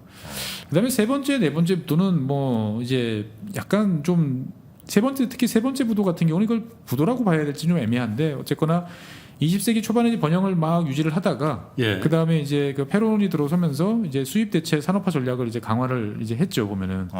그러면서 이제 이게 뭔가 외부에서 자금도 잘 안 들어오고 약간 꼬인다 싶은 상황이어서 우리 돈을 못 갚어라고 일단 이야기를 했는데 사실은 갚을 수 있는 돈이 충분히 있음에도 불구하고 안 갚은 거예요? 예, 안 갚은 거죠 이제 보면은. 그러니까 이거를 세 번째 디폴트 같은 경우는 이걸 정말 뭐 돈이 없어서 못 갚았다 이렇게 보기는 좀 이제 애매한 상황이었고. 이게 한두 번 부도 내니까 이런 자신감이 생기는 자신감이 생기는 거야. 의도적 별거 없더라 디폴트. 이거 뭐. 그리고 이제 이거 네 뭐. 번째 부도는 이제 5년 후인 1956년에 이제 일어났습니다. 1955년에 이제 페론 대통령이 이제 축출이 돼서 망명을 했죠. 그리고 그 이후에 당연히 이제 경제적 혼란이 오는데 이제 군사 정부가 이제 들어섰는데 이제 완전히 또 배짜를 하기는 좀 그러니까 이때 같은 경우는 이제 그 이름도 유명한 파리 클럽. 파리 클럽이 뭐였죠? 파리 클럽이 채권자 클럽입니다. 지금도 있는 거 아니에요? 지금도 있죠. 네. 여기저기 돈 빌려준 돈 빌려준 나라들 나라나 뭐 이제 금융기관들이 이제 모여가지고 좀 사는 그렇죠. 분들의 좀 사는 모임이네요. 나라들이 있는 거죠. 그래가지고 여기 앉아봐. 너 또 왔냐? 뭐 이러면서 이제 보면은 계획 좀 말해봐. 어떻게 할 건데? 뭐 이제 이러는 거죠. 보면은 그러면서 너 빨리 파리로 와. 그러면 이제 예, 그래서 서로 얼굴 보면서 어떻게 할까요? 그냥 우리 뭐 얘들 그래도 갚긴 할 것 같으니까. 담글까요? 뭐 그러니까 왜냐면 이제 한 나라나 특정 기관이 먼저 막 그 가져가 버리면 다른 안 나라들이 되니까. 안 되잖아요. 채권자들끼리 질서정연하게 좀 질서정연하게 해보자. 가자. 다시 서로 손실도 공평하게 좀 이제 해가면서 이런 어떤 그런 클럽이죠 보면은. 그래서 일단은 그래서 처음으로 이제 조정을 하는 거죠. 다자간에 조정을 해가지고 일단은 뭐 넘어갔습니다. 그리고 네. 한 30년 정도, 20년, 30년 정도를 지나고 나서 1980년대 초반이 이제 됐는데 이 아르헨티나 입장에서 봤을 때는 깜깜한 역사 시기죠. 이제 그 더러운 전쟁, 생각하기도 싫은 어떤 그런 시기였는데 이 당시 군사 정부가 이제 인기가 떨어지니까 이거를 만회하겠다고 미국하고 영국에서 은행에서 열심히 돈을 빌려옵니다. 열심히 돈을 빌려와가지고 SOC에 투자를 해요. 뭐 네. 댐도 만들고 도로도 놓고 거기다가 우리랑 비슷한 면도 있어요. 어떻게 보면 이게 되게 아르헨티나랑 우리랑 되게 비슷한 길을 걸었는데 정말 한 끗 차이예요. 우리는 1970년대 중반서부터 중화학 공업 해가지고 창원하고 했잖아요. 아르헨티나는 1976년부터 시작을 했어요. 중화학 공업. 예. 그래가지고 많은 돈을 빌려와가지고 석유화학이라든지 이런 투자를 시작을 했고 우리랑 달랐던 점은 뭐냐면 우리는 70년대까지는 자본이랑 수입 자유화를 안 했어요. 이거는 이루어진 거는 우리는 1980년대부터 단계적으로 소비재부터 조금씩 해가지고 90년대 초반까지 거의 한 15년 가까이 걸려가지고 이거를 자유화를 했는데 비해서 수입 자유화. 각종 수입 그럼 자유화, 자본 자유화. 양담배 피면 맞아요. 그렇죠. 달려가고 그랬지. 그렇죠. 근데 바나나가 한 송이에 되게 비쌌다니까. 근데 아르헨티나 같은 경우는 이거를 국민들한테 뭔가 좀 그 변화되는 모습을 보여주고 싶어가지고 문을 너무 빨리 열어 제낀 거였죠. 그러면서 미국으로부터의 차입이 막 들어옵니다. 그래가지고 70년대 말만 해도 한 80억 달러 정도 되는 외채가 460억 달러로 이제 폭증을 하면서 부채 사이클이 본격화되는 거죠. 그러니까 그 자기들이 벌어서는 돈을 못 갚으니까 또 외채를 또 빌려오는 거고. 근데 사실 우리도 이때 비슷한 시기였어요. 그래서 제가 처음에 말씀드린 것처럼 뭐 외채 많은 4개국이 서울의 저 효창운동장에 모여가지고 청소년 축구하고. 아 그래 매초하는 나라들이 이상하게 축구를 잘해. 저희는 아니었죠. 쫓기는 입장이라 그런가? 뭔가 계속 도망가야 돼. 그래서 이렇게 차입이 많아지는 이 차입이 많아지는데 우리 같은 경우는 그래도 열심히 수출을 해가지고 갚았는데 그렇죠. 아르헨티나는 이제 그러기가 상품 이제 농산물 수출해서 갚는 거 빼고 나면 잘 없었던 상황이었던 거죠. 그러니까 이 상황에서 아르헨티나 군사 정부가 고민을 하는 겁니다. 야, 우리 경쟁력을 높여서 이걸 뭔가 좀 해야 되는데 주위를 찾아보니까 방법은 하나밖에 없는 거예요. 임금이 높은 거예요. 패론주의가 계속 되다 보니까 그래가지고 그러면은 이제 임금을 낮추자. 그래가지고 3종 세트를 들고 나옵니다. 최저임금제 폐지, 노조 탄압, 그다음 해고 자유화 정책 이런 식으로 해가지고 임금을 대폭 하락을 시켜요. 그래서 1970년에 이제 임금 수준을 100이라 놓고 봤을 때 1975년에 한 124니까 사실 빠르게 올라왔죠. 이 당시는 네. 글로벌 인플레이션이 있던 시절이니까. 근데 1976년 뭐 이쯤 되니까 뭐 80년대쯤 되니까 다시 79, 80으로 떨어지는 거예요. 임금 수준이 임금 수준이. 10년 전에 비해서 막 한 80%로 떨어지면 훨씬 그렇죠. 더 많이 떨어진 느낌이겠네요. 환장하는 거죠 이제 네. 보면은. 그러니까 이제 뭐 사업체를 갖고 있으신 분들은 좋긴 하겠지만 국민 생활은 이제 말이 안 되는 거죠 네. 보면은. 이렇게 되면은 그래서 국민 생활 수준이 하락하고 빈곤율은 40%, 뭐 실질 실업률도 한 20% 가까이 되니까 당연히 이제 나라가 들썩들썩 하는 거죠. 네. 이 와중에 이제 그 미국의 그 유명한 이제 폴 볼커 우리 FRB 의장님께서 등장을 하십니다. 미국이 인플레이션을 잡겠다고 기준금리를 마구마구 올렸죠. 한 번에 막 5%씩 올리고. 자기 그래가지고 키만큼 올렸죠. 자기 키만큼. 그렇죠. 키가 되게 크신 분인데 엄청 이제 크거든요. 보면은 예. 그래서 미국이 기준금리가 20%까지 돼버리니까 기준금리 20%. 지금 만약에 미국이 기준금리 20% 선언하면은 전 세계 돈이 다 미국으로 가겠죠, 당연히. 그럼 우리나라 같은 경우는 내가 볼 때 코스피 한 100 갈 것 같은데. 그렇죠. 누가 일단 3분의 1 주식 갖고 있는 게 미국 외국인 투자자들이 그거 다 팔 거 아니야. 우리나라 같은 경우는 당장 팔지. 한국은행이 다음 날로 아마 기준금리 45%, 한 50% 선언을 일단 부르고 일단 시작할 것 같아요, 보면은. 미국이 20%니까 우리 50% 정도 아마 될 것 같은데 이러니 당연히 이제 전 세계 이머징에 있던 돈들이 다 미국으로 돌아가 버리는 거죠. 네. 그래서 당시에 이때는 참 좋아요. 혼자 부도나면 쪽팔린데 여러 나라가 같이 그 부도가 나버리면 그냥 원 오브 데미잖아요. 이제 보면은 그냥 너도 왔냐? 뭐 나도 왔어. 막 여기가 이런. 대표 선수로 협상한 거 아니야? 네가 좀 해봐라. 네가 경험이 좀 많으니까 네가 좀 그래서 형이 알아서 당시에 해줄게. 전 세계 이제 27개 나라가 부도났어요. 와우. 우리나라도 사실 이때 되게 위태위태한 상황이었죠. 근데 이거를 우리는 아무 이유 없이 일본을 후드려 패가지고 일본에서 100억 불 빌려와가지고 불을 끄고 넘어가는 거죠. 우리가요? 예, 82년이면 전두환 대통령. 예, 전두환 대통령 때. 아, 그 낙하소리하고 이렇게 해가지고. 예, 야 우리가 그 지금 냉전 시기에 일본의 방파제 역할을 해주고 있는데 니들은 맨입으로 그러고 사냐? 돈 내놔. 그런 일이 있었어요. 예. 있었어. 그러니까 일본 친구들한테 난데없이 갑자기 100억 불 이거 왜 내놔야 되는데 싶은데 뭔가 미국도 야 좀 줘 뭐 얘네들한테 막 이런 상황인 거죠. 그때 그러니까 솔직히 그때 일본이 돈 엄청 벌 때거든. 그렇죠. 그러니까 뭔가 이게 이상하지만 안 내주면 큰형님한테 혼날 것 같으니까 뭐 조건과 뭐 이런 걸 감액 좀 해서 몇십억 불 들어왔죠 이제 보면. 그리고 군복 벗은 지 얼마 안 돼가지고 약간 좀 겁도 났을 거야. 언제 한번 이 이야기 말씀드리면 되게 황당한데 재밌어요. 그래요. 네. 이때 우리나라가 경제가 안 좋았었던 때. 안 좋았대죠. 그러니까 이제 1980년 이제 그 전두환 정부 5공화 들어선 다음에 강제 구조조정을 했죠. 그래가지고 현대 양행을 이제 한국중공으로 국영화시키고 자동차 산업 같은 경우도 맞아요. 현대차, 뭐 기아차 해가지고 업종 특정하게 다 해주고. 나눠주고. 그래서 다 산업 섹터별로 이제 어떻게 보면 카르텔을 만들어가지고 유지를 해줬지만 경쟁력이 나올 수가 없는 거죠. 이게 돌아가야 수출이 되는데 전 세계가 2차 오일 쇼크로 이제 나가 떨어진 상태에서 미국이 강달러에 지금 이런 상태로 되니까 돈을 빌려줄 나라도 없고. 그러니까 사실은 그때 돈을 안 갖고 왔으면 아마 망했을 거예요, 우리도. 일본에서. 예. 근데 잠깐 우리는 그 위기를 이제 돌파하고 그 다음에 1985년에 4년부터 시작된 이제 5년부터 시작된 이제 3조 호황을 타고 예, 우리는 이제 이 지옥 같은 외채에 덫에서 벗어나기 시작했던 거죠, 이제 보면.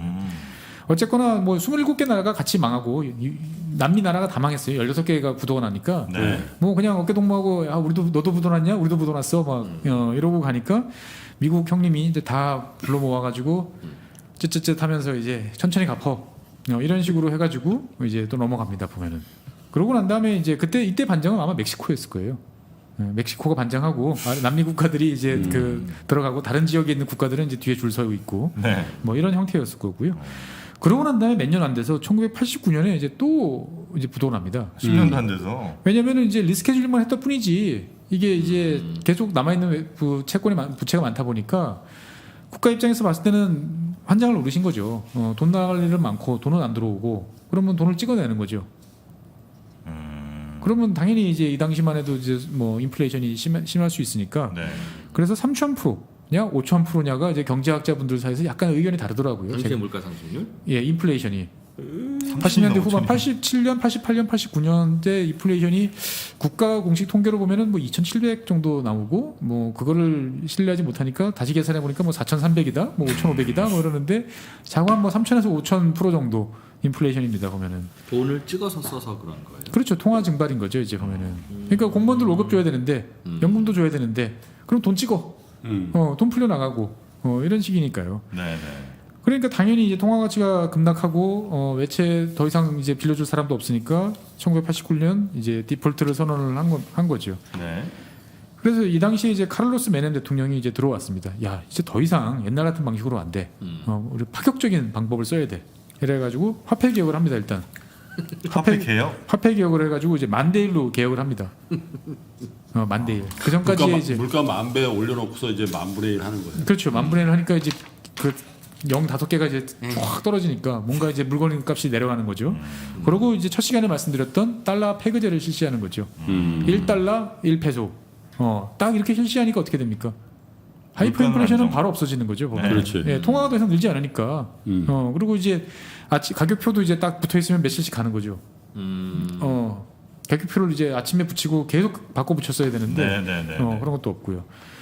근데 사실 이 폐거제를 실시했던 게 이미 그 일상 경제에서는 그냥 달러를 다 썼어요. 원래. 예, 사람들이. 이게 뭐 페소 뭐 이런 거 가지고는 안 되니까요, 보면은. 그래가지고 일단 이 폐거제를 실시하니까 물가도 안정되고 페소화 가치도 당연히 이제 달러 연동되니까 좋은 거죠, 보면은. 근데 좋아, 이제 아르헨티나는 이제 회복을 하겠구나 싶은데 문제는 뭐냐면은 내가 페소를 들고 가면은 은행에서는 바로 달러로 바꿔주는 거죠. 1대1로 정부가 보증을 해주니까. 그러나 그만한 가치가 있는 페소가 아니니까. 아니니까 사람들은 틈만 나면은 은행에 가서 달러로 바꿔서 야금야금 밖으로 빼내는 거죠. 보면. 은행 가면 그만 돈에 2만 원이다 그러면 매일 은행 가서 다 사야지. 그렇죠. 그러니까 달러는 계속 빠져나가는 상태가 지속이 되고 네. 여전히 산업 경쟁력은 뭐 낮은 상태고. 그러니까 이제 정부 입장에서 봤을 때는 야, 돈 나갈 구멍이 없네. 어떡하지? 주변을 둘러보니까 야, 예전에 군사정부 때부터 알토란 같은 애들을 많이 우리가 잡아놓고 있었구나. 저걸 써먹자. 국영기업을 다 외국에 매각을 하기 시작을 합니다. 민영화죠. 돈 되는 거 팔기 시작하는구나. 그렇죠. 통신, 전기, 가스 이런 것들을 다 국영화됐던 것들을 다 이제 민영화합니다. 그래가지고 목돈 400억 불을 줘요. 400억 불. 예. 네. 그러니까 400억 불 되면은 이제 뭔가 이제 나라 입장에서 봤을 때는 한숨을 돌렸는데 네. 이 당시 이제 이걸 가져간 이제 당연히 친구들은 본전 뽑아야죠. 요금 막 올리고. 요금 막 올리는 거죠. 그러니까 공공요금 뭐 인상이 되고. 아휴. 예. 그 다음에 이제 이렇게 벌어들인 외채를 가지고 수입을 가지고 이거를 잘 써야 되는데 이를테면 경쟁력을 강화한다든지 뭔가 구조조정을 한다든지 해야 되는데 그냥 다 연금이나 각종 소비성 지출로 이제 날려버리는 거죠 보면은. 맥커리 인프라 들어간 거 아니야 여기? 맥코리 인프라도 안 들어갈 것 같아요 여기는. 자꾸 들어가는데 이거 무서워서 어떻게 하겠습니까 보면은. 우리도 돈 없을 때는 처음에 외채 꿔와서 하고 예. 당연히 그랬었는데. 그러다가 결국은 1998년쯤 되니까 이제 불황이 다시 또 본격화적으로 찾아와요. 1997년 우리가 IMF 맞았죠. 네. 그러니까 전 세계적으로 이 당시가 상당히 이제 경기 침체인 상황이 이제 됐고, 뭐 이제 러시아도 그때 금융위기 있었고, 그 다음에 LTCM 롱텀 그 캐피탈도 이제 파산했고, 네. 그러니까 이제 글로벌 경제 위기가 확 오는 상태에서 나름 라이벌이라고 생각했던 비슷한 한 배를 탔던 이제 브라질 헤어라 같은 경우는 마구마구 이제 약세로 돌아서는 이제 그런 시기가 됐는데 아르헨티나는 폐거제를 해놓으니까 혼자만 멀뚱멀뚱 이제 올라가 있는 거죠 이제 보면. 그러니까 뭐 수출도 안 되고 네. 경쟁력이 없어질 수밖에 없는 이제 이런 상황에서 이제 99년도에는 그냥 배짜를 안 하고 우리도 좀 이제 아시아 국가들을 보면서 배운 게 있었는지 대한민국을 보면 배운 게 있었는지 IMF에 손을 벌립니다 처음으로. 예. 그래서 IMF가 이제 엄격한 재정 이제 구조 조정을 전제 조건으로 해가지고 400억 달러를 이제 빌려줘요. 네. 400억 달러를 빌려주는데 빌려줘봐야 이게 계속 돈이 빠져나가요. 그러니까 2001년도에 이 아르헨티나 정부가 이 코랄리토라는 정책을 실시합니다. 그 펜스, 스페인어로 펜스래요 이게. 네. 그러니까 울타리 뭐냐면은- 울타리. 예, 울타리. 모든 은행 거래를 중단시킵니다. 그다음에 인출도 안 돼요. 뭐야? 그냥 예. 이렇게 좀 과격해요. 그러니까요. 이제 막판에 몰리니까 과격해지니까 이제 시민들이 이제 다 쏟아져 나오는 거죠. 이제 그 부에노스아이레스 시내가 이제 전쟁터가 되고 아줌마들은 다 이제 프라이팬 들고 나와서 냄비 들고 나서 두들기고 못 살겠다 갈아보자를 외치는 거죠. 그래서 결국 이 시기 때 2주간에 5명의 대통령이 이제 갈아치워집니다. 보면은 2주 만에? 예 누가 대통령 됐다가 나 못하겠어 너 내려와 뭐. 근데 결단력이 있다 보면 딱 상황 판단은 빠르네. 그래도 할 수 있는지 없는지를 2주에 이틀 만에 딱. 그래서 결국은 2001년 연말에 이제 950억 달러 디폴트를 선언합니다. 거의 1000억 달러쯤 되는. 못 준다. 못 준다. 그래서 이 와중에 돼 보니까 실업률은 이제 25%가 돼 있고 빈곤율은 54%가 치솟아 있는 거죠. 그러니까 이 먹을 게 넘쳐나는 나라에 배고파서 굶어 죽는 사람이 생기고 이런 이제 상황이 됐던 거죠. 그래서 이제 그 폐기제를 포기합니다. 이제 우리도 이제 달러 이제 약세를 가야겠다라고 하니까 하루 아침에 페소 가치가 75%가 하락을 해요. 하루 아침에. 이것들도 힘 있고 저 정보 있는 사람은 다 바꿔놨을 거야. 이미 다 바꿔놓고 다 빼나간 거죠. 이제 뻔하지. 보면은. 아 참. 그래서 2001년도에 이제 디폴트를 다시 선언을 하니까 이게 네. 7번째죠. 이거 잘 세야 돼요. 몇 번째인가 세 보면 이게 7번째예요. 2001년에. 아니 한 70번째 같은데 7번밖에 안 됐어요. 그래서 엄청 많이 그때 한것 제가 첫 같은데? 시간에 말씀드린 것처럼 아르헨티나가 이제 대표팀 국가대표 축구팀이 우리나라에 왔을 때 마라도나나 이런 친구들이 자기 돈으로 자기로. 선수단 유니폼도 맞추고 그다음에 비행기도 전세 내고 스태프들 월급도 주고 아하. 해가지고 데려왔던 거죠. 이제 보면. 그래 예선 탈락한 거예요? 그렇죠. 예. 이 친구들은 돈을 빌릴 때 네. 그래도 갚을 계획이 있으니까 빌려줬을 거 아니겠어요? 그러니까 이제 그 어떻게 빌리는 거, 갚을 그러니까 돈을 생각이었는지. 빌려주는 사람들은 이제 은행들이잖아요, 채권들이잖아요. 어차피 이걸 채권들을 누군가 사줘야 되는데 채권을 발행하면 그것들을 주로 사주는 거는 예나 지금이나 미국과 유럽의 은행들이에요.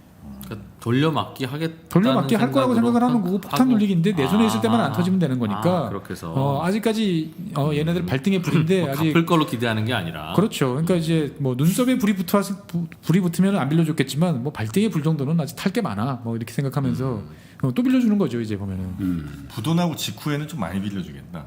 안 빌려주죠. 부도난 직후에는 이제 부도난 헤어컨 직후에는 야 얘네가 또 금방 부도 나겠어. 그랬더니 폭탄 떨어진 자리에 어떻게 또 떨어지냐? 뭐. 20년은 걸리겠지 뭐 이러면서. 그래서 이 7차 부도 때까지는 네. 그래도 이렇게 부도가 난 다음에 조정을 해서 이렇게 가면 좀 편하게 잘 됐는데 그 8차 때는 좀 이제 문제가 복잡해집니다. 네. 어쨌거나 이제 네. 2001년도에 이제 이렇게 부도가 난 다음에 2003년도부터 2011년까지는 경기가 또 좋아져요.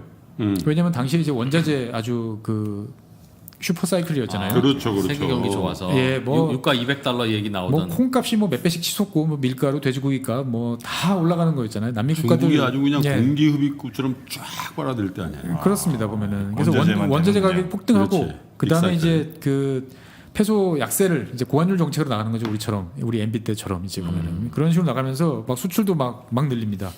그러다 보니까 수출세가 잘 거치니까 재정도 확대되고 예 이제 제대로 된 세금이 막 거치기 시작을 해요. 네. 그래서 야 이게 좋겠다 싶은데 정작 보면은 인플레이션이 또 이 당시 또 등장을 합니다. 연 20% 수준의 이제 인플레이션이 또 등장을 하게 되는 거고 그 다음에 과거에 어떤 외국인 민영화에 대한 또 두려움이 있어가지고 외국인 투자를 또 제한을 해요. 돈을 들여와야 되는 상황에서 그러니까 뭔가 좀 이상하죠 보면은. 그러니까 이제 물가가 막 오르고 막 이러니까 급하면은 정치인들이 항상 동원하는 게 뭐죠? 가격 통제. 그래서 2005년에 가격 통제를 실시합니다. 왜 가격 통제를 했는데 민간 기업들이 말을 듣나요? 안 듣죠. 그러니까 다시 국유화를 선언하고 우편, 철도, 항공 이런 거 다시 다 국영 기업을 만들어 버립니다. 네. 예. 그러면서 이제 2005년부터 2010년까지 걸쳐가지고 이번에는 우리가 미리 좀 문제를 예방하자라고 해가지고 이 채권단들을 이제 모아가지고 구조조정을 해요. 서로가 우리 배째할 건데 형님들 우리 좀 적당히 받고 좀 돌아가시죠. 그래서 얼마나 80%. 80%를 안 갚겠다는 거예요? 80%만 갚겠다는 거예요? 헤어컷 80%. 그 20%만 갖겠다. 20%만 갚겠다는 거죠. 머리를 딱 싹둑 상고로 깎아주고. 삼고머리. 스포츠가 아니 그래가지고 스포츠가. 이게 울며 겨자 먹기로 채권단 입장에서 봤을 때는 뭐 그래가지고 이제 합의를 봤어요. 뭐 그래서 이제 남은 잔여 기간을 따져가지고 70일에서 75% 정도로 이제 합의를 봤는데 문제는 이게 100%가 아니고 93%가 합의를 본 거예요. 채권단이. 예. 어. 그러니까 7%는 채권을 이거를 난 끝까지 받아야 되겠어. 끝까지 받아야겠다 그러는데 아르헨티나 정부가 아유 뭐 니도 어떻게 받을 거야 라고 생각하고 무시하고 이제 넘어갔어요. 네. 넘어갔고 또 이 당시에 또 베네수엘라가 또 나서가지고 또 용감하게 또 돈을 또 찡겨 넣어줍니다 보면은. 그러니까 아르헨티나에 이제 예 아르헨티나 국채 이제 그 거의 휴지 조각된 국채를 또 16억 달러를 사줘요. 보면은. 베네수엘라가 예 사준 다음에 그냥 소각해버려 자기들이. 그 죽은 그 차베스가 했겠지. 예. 그러니까 이제 우리가 이제 자사주 뭐 소각하듯이 그냥 돈 준 거네. 그렇죠 돈 준 거죠 이제 보면은. 근데 이 7%를 이제 갖고 있던 애들이 헤지펀드 이제 M&R 캐피탈 뭐 아우렐리우스 뭐 캐피탈 매니지먼트 펀드 뭐 이런 친구들이었는데 이 친구들이 이제 그 이 7%의 채권들을 누군가 이제 계속 갖고 있었잖아요 보면은 이거를 원금의 20% 수준으로 한 5천만 달러 들여서 매입을 해버립니다 2008년도에 다른 사람이 들고 다른 있었던 사람이 듣고 있던 채권을. 채권들을 이제 매입을 한 다음에 우리는 그 구조조정에 못해 실제로 얘네들이 산 돈은 거의 헤어컷 수준에서 그렇겠죠. 그러겠지. 그냥 산 거예요, 1%만 지금. 더 줘도 거기 넘기겠지. 그렇죠. 얘네도 악질이다. 악질이에요. 그 구실채권 얘네들이 이제 사서- 벌처 펀드예요, 벌처 펀드. 벌처 펀드는 이제 김프로님 뭐 설명해 주시면은 다들 벌처 펀드라는 게 이제 그 뭐라가 돼 하이에나 같은 애들이지. 대머리 그렇죠. 독수리. 다 대머리 독수리. 죽어간 애들. 그 대표 선수가 누군지 아십니까 지금? 미국 그 상무부 장관이에요. 그 머리 좀 벗겨지고 그 이름 뭐야? 그 아저씨가 미국 벌처 펀드의 그 대가라니까. 그래서 하여튼 로스 윌버로스라고. 윌버로스. 그 우리 한국에서도 그 딜 많이 했어요. 망해가는 애들 싸게 사서 그렇지. 뭐 끝까지 돈 받아갖고 그렇죠. 그러니까 이제 받으면 대박이고. 그러면 20%를 받아가지고 이거를 뭐 40% 달라. 이게 아니고 100% 다 내놔라. 액면가 다 내놔라. 라고 해가지고 이걸 소송을 제기해요. 미국 법원에다가. 아, 미국 법원에 소송을 제기해가지고 2012년 뉴욕 연방법원에서 이 갚으라고 아르헨티나 정부한테 명령을 합니다. 13억 3천만 불의 상환 판결을 내려요. 그래서 결국 대법원에서도 이 아르헨티나 정부가 집니다 보면은 네. 채권자를 동등하게 대우를 해야 되는데 뭐 이 친구들한테 뭐 너희들이 합의 안 했으니까 뭐 이자도 지불 안 하고 아마 했겠죠 이제 보면은 이것에 대해서 이제 대법원이 너희들을 똑같이 대우해야 되는데 너희들을 채무자로서 그 해야 될 의무를 다하지 않았어 라고 했던 거죠. 그러니까 아르헨티나 정부 입장에서 황당한 거죠 보면은. 그래 똑같이 80% 깎아달라고 했는데 쥐들이 뭐 해놓고 났는데 우리한테 그거를 100% 다 내라고 하면 말이 돼? 그래가지고 이제 그러면은 문제가 이제 복잡해지니까 헤지펀드 얘네들하고 어떻게든 이제 정리를 해야 되는데 네. 다른 애들한테 돈을 주는 것까지 다 막아버려요 자기들이 일단은. 그 안에는 우리가 받을 돈도 들어있으니 일단 스톱. 예. 그래가지고 이제 그 이자 지불이 이제 금지되는 거죠. 그러니까 사실은 이거는 어떻게 보면은 아르헨티나 정부 자발적인 의지라기보다는 대법원이 미국 대법원이 얘네들한테 갖기 전에 다른 애들 먼저 주면 안 돼라고 해버리니까 미국 은행에 있던 아르헨티나 정부 자산 자산이 동결. 동결이 되는 거죠. 이제 보면은 얘네들하고 합의할 때까지 이거 인출이 안 돼. 그러니까 이 갚아줄 돈은 있는데 기술적으로 디폴트가 되는 거죠. 이제 갑자기 계좌가 갑자기 동결이 돼 버리니까. 그래서 당시에 아르헨티나 외환 보유고는 한 290억 달러 정도 됐어요. 그러니까 뭐 사실 13억 달러 정도 얘네들 다 원금 다 주면 그 정도 되니까 충분히 상환 가능했지만 이게 이제 모든 채무자를 동등하게 해줘야 된다. 얘네들을 갚아주기 시작하면은 다른 애들 다 갚아줘야 되는데 때마침 2014년 말로 근데 이 의무가 또 종결이 되는 걸로 또 처음에 그 채권 발행했을 때 돼 있었대요. 무슨 의미고요? 동등한 예, 원리? 예, 이게 이제 아르헨티나 정부가 이제 똑같이 이제 해줄게라고 했던 시한을 무진장 갖고 갈 수는 없으니까 2005년부터 2010년까지 채무 조정할 때 우리가 2014년까지는 우리가 똑같이 해줄게. 그 다음에는 누구는 많이 주고 누구는 적게 주고. 그거는 이제 그때서부터는 이제 우리가 알아서 좀 할게. 라고 이제 했는데 때마침 2014년 말로 시한이 종료되니까 아르헨티나 정부도 이제 개겨보자 한번. 이렇게 되고 그래서 잘못하면은 이제 일부한테만 전액 지급하면 나머지한테까지 2014년 말까지는 다 해야 되는. 그렇지. 그렇게 되면은 5천억 달러를 갚아야 되는 상황이었던 거예요. 외환 보유고 290억 달러인데. 예. 그러다 보니까 이제 국제사회에서 봤을 때도 야 이건 아르헨티나가 잘못이 아니야. 나는 이제 동정론이 도는 거예요. 이 금융도 다 사람이 하는 세상이라고. 이 피도 눈물도 없을 것 같은 이 뉴욕이나 뭐 런던에 있는 이런 친구들이 야, 이 아르헨티나 이번엔 좀 쟤네들 우리가 좀 봐줘야 될 것 같아. 이런 생각들을 이제 합니다 보면은. 그래가지고 전체 채권자의 결국 따져보면 0.45% 정도 되는 이 벌처 펀드가 이 공격을 받아가지고 한 나라가 부도가 난다. 야, 이거는 국제적으로 좀 문제 있는 거 아니야? 그래가지고 IMF를 비롯한 이제 뭐 월드뱅크라든지 미주은행이라든지 여러 다국적 그 국제기구들이 다 나서가지고 아르헨티나 지원에 나섭니다. 지원한다는 건 돈을 빌려주고 채무도 연기해주고 우리 이자도 나중에 지금 당장 받을 거 올해 안 받게 안 받아도 돼 좀 천천히 갚어 뭐 이런 식으로 이제 해주는 거죠 이제 보면은. 문제는 벌처 펀드가 갖고 있는 그 채권은 다 달라는 거잖아. 어쨌든 니들도 누구의 도움을 그렇죠. 받든 관계 없이. 그 다음에 이제 각국이 벌처 펀드가 과도한 요구하는 거에 대해서는 우리가 규제한다, 제재를 가할 수 있다라는 식으로 이제 룰을 만들어 놓는 거죠. 한 번은 이들이 이번에는 어째 판결이 났으니까 어쩔 수 없지만 다음번에 장난질 못해라는 식으로 갔지만 결국은 벌처 펀드가 이제 승리를 거둡니다. 그래서 네. 원리금의 75%인 45억 6천만 달러를 받아가요. 와. 이것도 중간에 합의 본 거네요.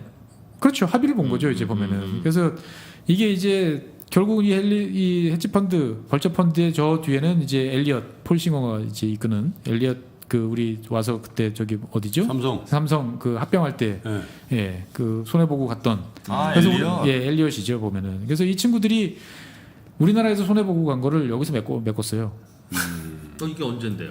이게 이제 2014년, 15년, 뭐 16년 비슷하네. 예. 비슷한 시기네. 예, 그러니까 한쪽에서 지구 반대편에서는 손해 보고 한쪽에서는 이득을 보는 이제 이런 게임인 거죠.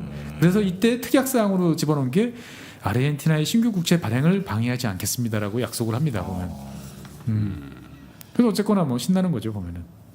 야, 우리나라에 이거 내가 보니까 그 삼성물산 제일모직 합병 그 건이잖아요. 네, 맞습니다. 네, 그때 우리나라의 거의 모든 언론이 그 폴싱어의 머리에 이렇게 예. 빨간 뿔을 그려놓고 그때 만약에 합병이 안 됐으면 우리 부회장님께서는 뭐 좀 마음 편하게 지내실 수 있을 것 같기도 하다는 생각도 드니까 참 인생은 알 수 없죠.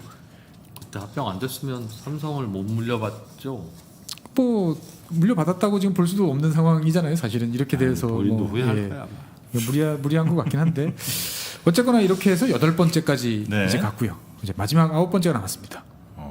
예, 9번째가 남았는데 이 당시에 이제 보면은 이 시기에 그 아르헨티나 2003년에서부터 2007년 그리고 그 이후에 2007년부터 2015년까지 대통령을 하셨던 분이 이제 여자 대통령이 있어요. 여성 그렇죠. 대통령 크리스티나 대통령. 크리스티나. 예, 크리스티나 대통령인데 참 어떻게 보면은 21세기 아르헨티나 역사는 이 크리스티나 대통령이 다 끌고 갔어요. 그래요? 왜냐면은 2003년부터 2007년까지는 남편 네스트로 이제 그 기르치네르 대통령의 영부인이었어요. 대통령의 영부인이었다? 예, 대통령 부인이었는데 꽤 이제 쥐락펴락을 이제 많이 했는데 2007년에 이제 남편이 이제 더 이상 출마가 안 되는 이제 상황이니까 남편 대신 출마를 해서 돼요. 이거 하우스 오브 카드네 이거. 우리나라도 가끔 그런 적 있어요. 남편이 이제 뭐 하우스 오브 이를테면 카드야. 옥중 출마하고 옥중 출마 이제 출마 못하면은 안 되면 아내가 부인이 대신. 출마해서 당선돼서 뭐 하는 식으로 됐는데 출마를 당선됐는데 2010년에 남편이 이제 사망을 해요. 그런데도 계속 본인이 이제 해서 2011년도 재선돼가지고 이제 8년 동안 집권을 합니다. 그러니까 본인이 대통령이 8년, 그다음에 영부인 4년. 그러면 이제 12년 동안 했으니까 뭐 21세기 아르헨티나는 거의 이제 이 부부가 다 이제 했던 셈이죠 보면은. 네. 근데 8년 집권 동안 포퓰리즘을 또 참 많이 또 불을 또 지피셨어요. 그래서 민간 기업 국유화 뭐 이거 당연한 거고요. 공무원 정원을 2배로 늘립니다. 2배요? 예. 그 다음에 연금 지급 조건을 완화시켜서 우리 같은 경우도 뭐 공무원 연금 받으려면은 이제 뭐 일정 시간 10년 이상 뭐 근무하고 뭐 국민연금이랑 같이 받으려면 받아라 뭐 이런 식이잖아요. 근데 이런 조건을 대폭 완화를 해서 2008년만 해도 이 연금을 지급받을 수 있는 사람이 360만 명 정도 됐는데 2015년 되니까 800만 명으로 늘어났어요. 아이고. 그럼 이 돈을 어디서 나겠습니까? 또 이제 문제가 되는 거죠. 그래서 뭐 학생들한테 노트북도 무상으로 지급하고 뭐 이건 좋다 치는데 축구 좋아한다고 해외 이제 축구 우리 아르헨티나 선수들이 유럽에서 뛰는 선수들 생생한 모습을 보고 아르헨티나 국민들이 용기를 얻어야 되는데 그럼 거기에다 중계권을 중계권이 줘야 비싸서 못 본다. 이게 말이 되느냐? 그래서 국가가 돈을 내서 중계권을 또 사오는 이런 일도 하고. 그러다가 이제 결국은 경기가 안 좋아지니까 이제 물러나게 되고 그 다음에 이제 마크리라는 대통령이 이제 취임을 합니다. 마크리 행정부가 딱 들어오니까 야 포퓰리즘 때문에 이게 나라가 완전히 엉망진창이다. 그래가지고 또 극에서 극으로 돕니다. 그래서 재정 긴축, 자유시장 개혁, 성장 복귀 뭐 이런 식으로 해가지고 이런 것들 막 조건으로 내보니까 외국에서 너희들한테 이제 빌려줘도 되겠구나 생각을 해서 자금을 좀 갖고 오려고 했는데 의회에서 발목을 잡습니다. 야 우리 국민 다 죽이고 또 뭘 하려고 그러냐. 이거 하려고 그러면 어차피 이제 법도 바꿔야 되고 막 네. 이러는데 의회에서 발목을 잡혀요. 재정 긴축 같은 거 하면 우리 국민들 고통스럽다. 그렇죠. 그런 조건으로 빌려오지 마라. 예, 그렇죠. 그러다 보니까 이제 인플레이션은 높아져서 50%. 그다음에 당연히 이제 세수는 감소하고 빈곤층 증가는 이제 안 되니까 또 통화는 계속 증발시키고. 그래서 2018년도에 다시 또 역시 IMF에 또 갑니다. 네, 네. 그래가지고 570억 달러를 주기로 하고 한 440억 달러를 인출해서 써요. 네. 썼는데 이것도 안 되다 보니까 2019년 8월에 1,000억 달러에 대해서 상환 연기를 이제 선언을 합니다. 보면 작년 8월에. 예. 네. 이 와중에 이제 대통령 선거를 치러가지고 새로 페르난데스 대통령이 2019년 12월에 이제 취임을 이제 합니다. 네. 이제 정권은 바뀌었으나 자기가 봐도 이게 안 되는 상황이다 보니까 그렇죠. 일단 당시 만기가 도래한 이제 90억 달러에 대해서 2020년 9월까지 우리가 다시 연기한다. 라고 이제 선언을 하고 당연히 신용 평가 기관들은 신용 이제 등급을 이제 강등을 하는 거죠. 이제 뭐. 네. 그래서 이 상황에서 이제 이 새로 취임한 대통령이 긴급 명령을 발동해 가지고 긴급 조치를 시행을 합니다. 작년 네. 말부터. 뭐냐면 모든 외환 거래에 대해서 30% 세금을 부과해요. 부담금을 매기는 거죠.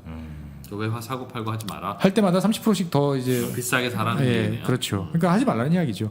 개인의 달러 매입을 막지는 않았지만 월 200달러까지만. 그 다음에 농산물 수출세, 자동차 판매세 이런 거 다 인상하고 세금 올리고요. 그런데 문제는 뭐냐면은 공공자금을 그러면 인상하거든지 뭐 해야 되는데 네. 공공요금은 또 6개월 동안 동결을 시키고 그 다음에 연금 수급자에 대해서는 그동안 고생하셨으니까 또 인상해드리겠습니다라는 이런 정책을 내놓는 거죠. 그러니까 뭔가 스텝이 꼬이는 거예요. 보면은 하려면 확 줄여서 해야 되는데 그러면 국민들이 너무 반발해서 쫓겨날 것 같으니까 그렇게는 또 못하는. 그 우리도 잘 아는 투자하시는 분 잘 아시는 블랙록, 그다음에 피델리티 이런 이제 기관들하고 현재 이제 650억 달러 채무 재조정 이제 협상에 들어간 상태예요. 그래가지고 아르헨티나가 이제 내놓은 조건은 뭐냐면은 3년간 일단 상환 유예, 네. 그다음에 이자 65% 삭감, 원금은 5.4%, 헤어컷 비율은 좀 낮은 편이죠. 이렇게 요구했는데 일단은 이 채권단은 못 받아들이겠다라고 해서 협상이 원래 6월 초까지 매듭 짓기로 했다가 일단은 지금 6월 12일까지 이제 지금 이 방송을 녹화하고 있는 이 날까지로 네. 일단은 협상 시한이 이제 되는 거죠 보면은. 그래서 여기 시청자분들께서 이제 이 방송을 듣고 보고 하실 때쯤 되면 야. 결론이 좀 아마 나올 결론이 수도 났을 있겠네요. 것 같아요. 뭐 어떻게 될지는 모르겠으나. 보통 근데 뭐 이쪽 갔다가 또 저쪽 해보고 이렇게 하면서 점점 이제 실수를 좀 줄여 나가고 좀 그래도 괜찮은 길로 이렇게 가는 게 정상인 것 같은데 어떻게 보면 계속 왔다 갔다 이렇게. 그러니까 페론의 뭐가 어떤 그 향기가 지금까지도 아직도? 영향을 미치고 있는 거죠. 그러니까 과감하게 이거를 틀어막고 갈 만큼의 과단성을 가지고 설령 누가 그렇게 했을 때 잘 됐어야 되는데 이렇게도 뭐 폐그제도 해보고 해봤는데 잘 안 됐단 말이죠. 보면은. 시도는 진짜 이거 많이 했네. 그러니까 우리는 이렇게 해서 잘 됐다라는 경험이 있으니까 뭔가 방법이 있고 잘하면 된다는 확신이 있지만 아르헨티나 입장에서 봤을 때는 국민들 입장에서 봤을 때는 야 뭘 해도 잘 안 되는데 왜 우리가 힘들게 있어야 돼? 라는 이야기하는 게 사실 맞을 수도 있는 거예요 보면. 어차피 안 되는데. 어차피 안 힘들게 되는데 하지 왜 말자. 우리만 더 힘들게 하느냐라고 생각을 할 수도 있는 거죠. 이제. 만약 우리나라 같았으면 아마 그 고기 있잖아 고기를 그 내수에는 엄청 비싸게 해놨을 거야. 다 수출해버려 이거. 이렇게 했을 거야. 근데 아르헨티나 국가부도인데 고기 뭐 대충 먹고 버린다며 막 우리하고 틀린 거지. 야 고기 한우 먹지 마. 저희 우리나라도 수출. 1980년대까지는 영덕 대게는 그 국내 물량 유통이 안 그러니까. 됐어요. 다 전복 같은 것도 거의 다 사실 일본 전량 성게알 있잖아. 수출했어요. 성게 성게알. 온지 얼마 안 됐고. 운이. 그지? 그렇죠. 운이. 어? 아. 솔직히 뭐 우리 진짜 다 갖다 바친. 그래서 어쨌거나 뭐 이 아르헨티나 편을 들으신 어떤 분께서 회사로 전화를 주셨어요. 저 남미에 아마 계신 것 같은데, 아, 예, 전화를 주셔서 잘 듣고 있다는 말씀도 해주시고. 아, 그래요? 국제 전화를? 예, 아니 요즘 국제 전화라는 의미가 없지. 사실. 그렇잖아요. 자, 하여튼 오늘 이 아르헨티나의 부도, 참 한 나라의 부도를 이렇게 한 시간 동안 듣기가 쉽지 않은 것 같은데 그러니까. 아르헨티나 부도했고요. 이제 다른 나라 한번 또 가봅니까 이제? 뭐 어디로 갈지는 이번에는 제가 좀 판단을 한번 아, 해서. 그러십시오. 예. 근데 제가 그때 아르헨티나 한번 하자 그래서 대박 났지 않습니까? 아, 대박 났나요? 아, 그럼요. 45만. 뭐 그 정도는 늘 나오는 숫자라는 표정이신데, 조 박사님. 아니 저는 뭐 잘 감이 없어가지고 그게 이제 얼마만큼의 이제 있는지 모르면 용감합니다 원래. 네, 네. 알겠습니다. 다음 나라는 그러면 우리 그러니까. 최진영 박사님이 이끄는 대로 네. 최진영 박사님의 손에 맡기고 저희는 한번 의지를 하도록 하겠습니다. 자, 아르헨티나 이제 좀 잘 사시기를 지구 반대편에 있는 아무도 그럼. 모르시겠지만 저도 기대하겠습니다. 자, 오늘도 함께 해주신 법무법인 율촌의 최준영 박사님 대단히 고맙습니다. 네, 감사합니다. 고맙습니다. 네.